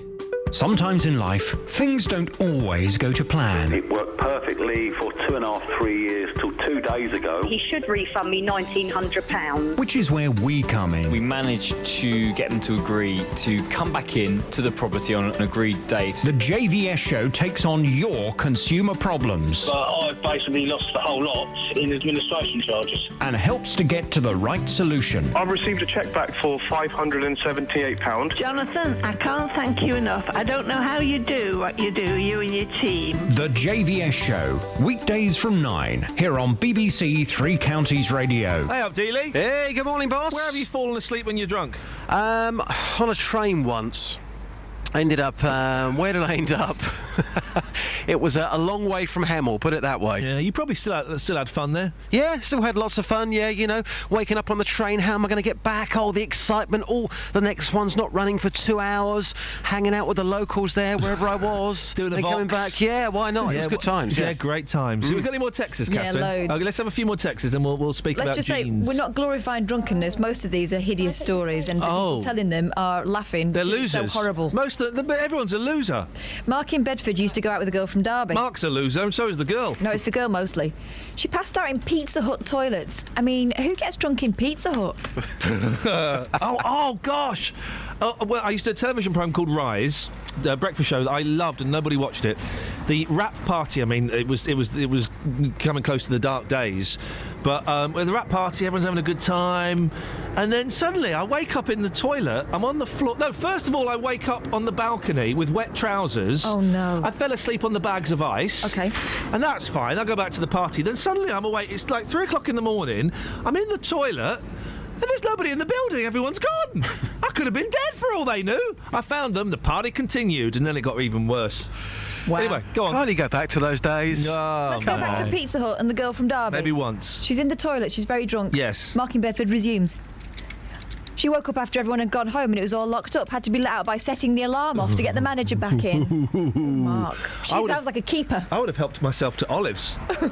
Wouldn't you? Wouldn't you, though? You're locked in a pizza restaurant. What are you going to do? Eat as many olives as you can to survive. Pizza Hut, though, they've got a delicious salad bar. What if you don't like olives or salads, then what? Then you're out, mate. Then you ring the alarm. We've also been talking about jeans today, Justin. I bought a pair yesterday. Yes. The gentleman was rather rude to me. What do you do for a living, sir? I work in radio. Oh, that's why you dress like that. And he actually said, That's what that woman did after she said, "What can I get you fellas?" to me and you. She did say that it was Costa, wasn't it? Be fair, you know, the beard's coming along nicely. So I bought jeans. I said, I'm a dad. I want dad jeans, but I don't want to go too Tony Blair. And in the end, I got some 501s, classic. Should have gone for the skinnies. No, and mate, you know that. Come on, skinny jeans have changed my life. I tried the skinnies on for a laugh, and I should have taken a photo. They felt comfortable, very supportive, like support stockings, aren't they? Yeah. But they look ridiculous. I want you to go back there, and I want you to do it again, and I want you to take a picture. All right, I will try on some skinnies and take a picture. Boss, when are we going shopping? I mean, the offer's been there for a year or so now, but you keep saying you're busy. What's going on? Take the hint. Why aren't you taking him up on it? Yeah, come on, why not? Anyway, so and also girls, the fashion at the moment, Justin, I don't get it. These beautiful, beautiful girls with their black jeans. All right, a lot of them, 85% of them are munters. But there's 80% are munters, 85% are 10% are mingers, 5% are all right. Yeah. But they've got ripped knees, and I just think I lived through that in the 80s. Jason Donovan got booted out of Harrods for having ripped jeans. Have you learnt nothing? Fashion's moved on. Years ago, you couldn't get into a nightclub wearing trainers. Now, of course, they are the in thing. They're de rigueur. Yeah, I'm wearing my skinny jeans. Is that the name of the mate? Is that how you pronounce it? Oh, no, it's Nike. Nike. I'm wearing my skinny jeans this morning. I discovered them about a year ago. Got about 5 pairs. They've well and truly changed my life and my swag. Changed a lot of people's lives and sexuality once they saw you in them as well, Just. Okay, mate, chill out. You've taken this to the streets. Yeah, I have. Now, this package contains Oh, come on, mate. Come on, mate. Stop it. We know what the package contains. What about the report? This report contains some very awkward moments, some very frank moments, some very near-to-the-mark comments, and an American fashionista randomly walking the streets of Bedfordshire this morning. Take a listen to this.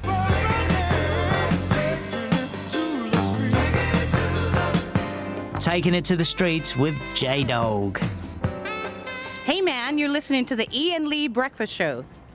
#swag. Do you like men with skinny jeans? Not really. Do you not like my look? Not really. Madam, we're talking about men who wear skinny jeans this morning. Oh, your face has changed. You don't like that vibe, do you? No, I don't like skinny jeans. They don't look manly, I don't think. They look a bit girly. You haven't got them on, have you? Look down. Oh, yes, you have. Men in skinny jeans, madam. Is it the tighter the better? Don't like them. You can see everything, and sometimes they haven't got much to show. Oh, what about mine? Yeah, well, you've got enough to show. Mick, how often do you wear skinny jeans? I don't wear skinny jeans. I wear these. I bought these in Vegas, these. What year? 1962. Madam, good morning. Check you out. How are you? All right, sunglasses, flasher Mac, white handbag. It's all going on here, isn't it? Yes, I hope so. Okay, where are you from? California. Oh, I knew it. I knew it. That tan as well. Okay, we're talking about skinny jeans today. Let's get the American perspective. Men who wear skinny jeans, do you love them or do you hate them? If they have a nice body, then I love them. But if they don't and they put skinny jeans on and it doesn't look real cool. Have you ever said to a man before, and you Americans, you don't hold back. No. Have you ever said to a man before, what do you think you're doing, mate? Change your jeans now. Yeah, definitely. I'm a HR director, so I always let employees even know how they dress, just because I think it's important how they look. It's kind of a good conversation because it breaks the ice, and it's like, oh, well, what about my shoes? What about this? And it just brings them out personality-wise. Saying to somebody you look a state, you think that breaks the ice? You don't put it that way, definitely. you obviously let them know, because look at you. You look good. Look, you got Pumas on, nice tennis shoes. Your scarf's a little bit raggedy, but hey, your coat's all good. So if it looks right on the guy, if it looks right, no problem. If they say your body shape doesn't work, forget it. Don't try and be something you're not. No, you're right. That's right. Definitely. I think you've got to be your own person. You've got to love yourself. If you love yourself, you can wear whatever you want to wear. Wow, she was enthusiastic. I mean, she's saying if you love yourself, you can wear whatever you want to wear. So, I mean, boss, I'm saying you can wear skinny jeans. Can I make an amendment to that? Go on. If you love yourself, you can wear what you want to wear, and I will judge you for it. She also said this. Hey, man, you're listening to the Iain Lee Breakfast Show. #swag. Beautiful. You like that, didn't you? Justin, say hello to Andy. Hello, Andy. Hello, Justin. How are you, Andy? I'm all right. Excellent. What have you got for us this morning, Andy? You sound a bit cheesed off. No. Tales of a drunken state, okay? Right, okay. What happened to you? You drunk now, Andy? No, Justin will appreciate this one. Okay. When I was 18, it was at Christmas time, so I was going to a party, so I went into the pub with a few friends, and I got absolutely legless, and I went to the party. And apparently, although I don't know this, but I was told that I went into the party and sat in the sandwiches. And then I came home. It was only about 10:30 at night. I had my new sweater on for Christmas, and I was absolutely sick all over it. And then I went and locked myself in the loo for about an hour. And then I was due to play football the next day. So when I woke up, I felt terrible. So I went to the ground and I played, and I broke my leg. Right, so I came home, I still didn't realise I broke my leg. I got in the bath, it swelled up tremendously. And my dad refused to take me to the hospital.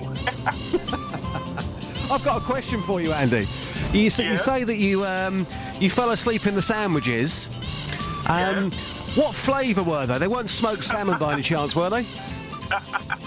I don't know. Thank you, Andy. Great memories. Could you work that into a musical memory, maybe, just for your show? I think so. Yeah. What was the song on the jukebox when you fell asleep in the smoked salmon sandwiches? Beautiful. Call me now. Was it this?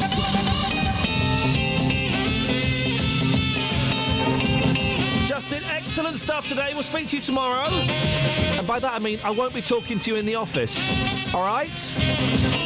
Any more texts, Catherine? Loads, but really, there's a lot of drunkenness. How can we just say we're not in any way condoning drunkenness? I haven't had a drink for 10.5 years. I recommend that as the way forward, guys.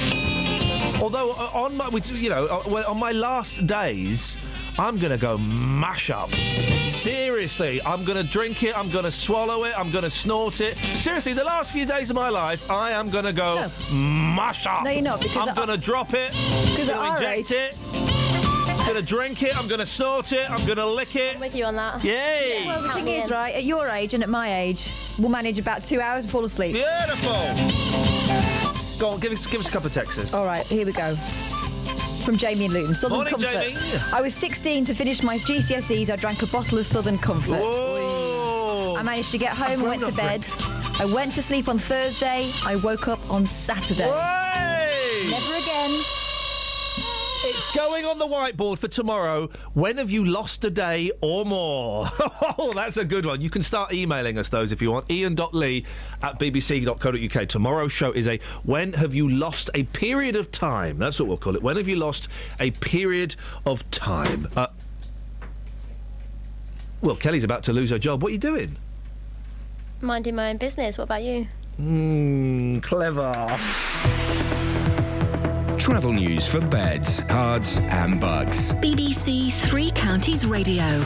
In Beaconsfield, Amersham Road is partially blocked by a 3-vehicle accident at Ledborough Lane, so it's affecting both directions, causing queues to the A413 and to the A40 London Road. On the A1 southbound, it's looking very slow approaching the Black Hat roundabout from the St Neots Junction. And on the motorways, the M1 northbound is very busy around junction 13 from Milton Keynes South. It's also slow still on the M25 anti-clockwise between junction 17 for Maple Cross and 16 for the M40. On the trains, Bellew Greater Anglia still have hour-long delays through Bishop Stortford, and on the London Underground, the Metropolitan line has severe delays because of a signalling problem at Harrow on the Hill. Samantha Burrough, BBC Three Counties Radio. Sammy, thank you. Excellent stuff. So tomorrow's show, when have you lost a day, a minute, an hour, a week? Can we find... Oh, and if you've been unconscious for like a month or something, man alive, what was that like? Justin, brilliant stuff today. Kelly, thank you very much. Catherine, we'll have words. Iain.lee@bbc.co.uk. Till tomorrow at 6 from us. Ta-ta.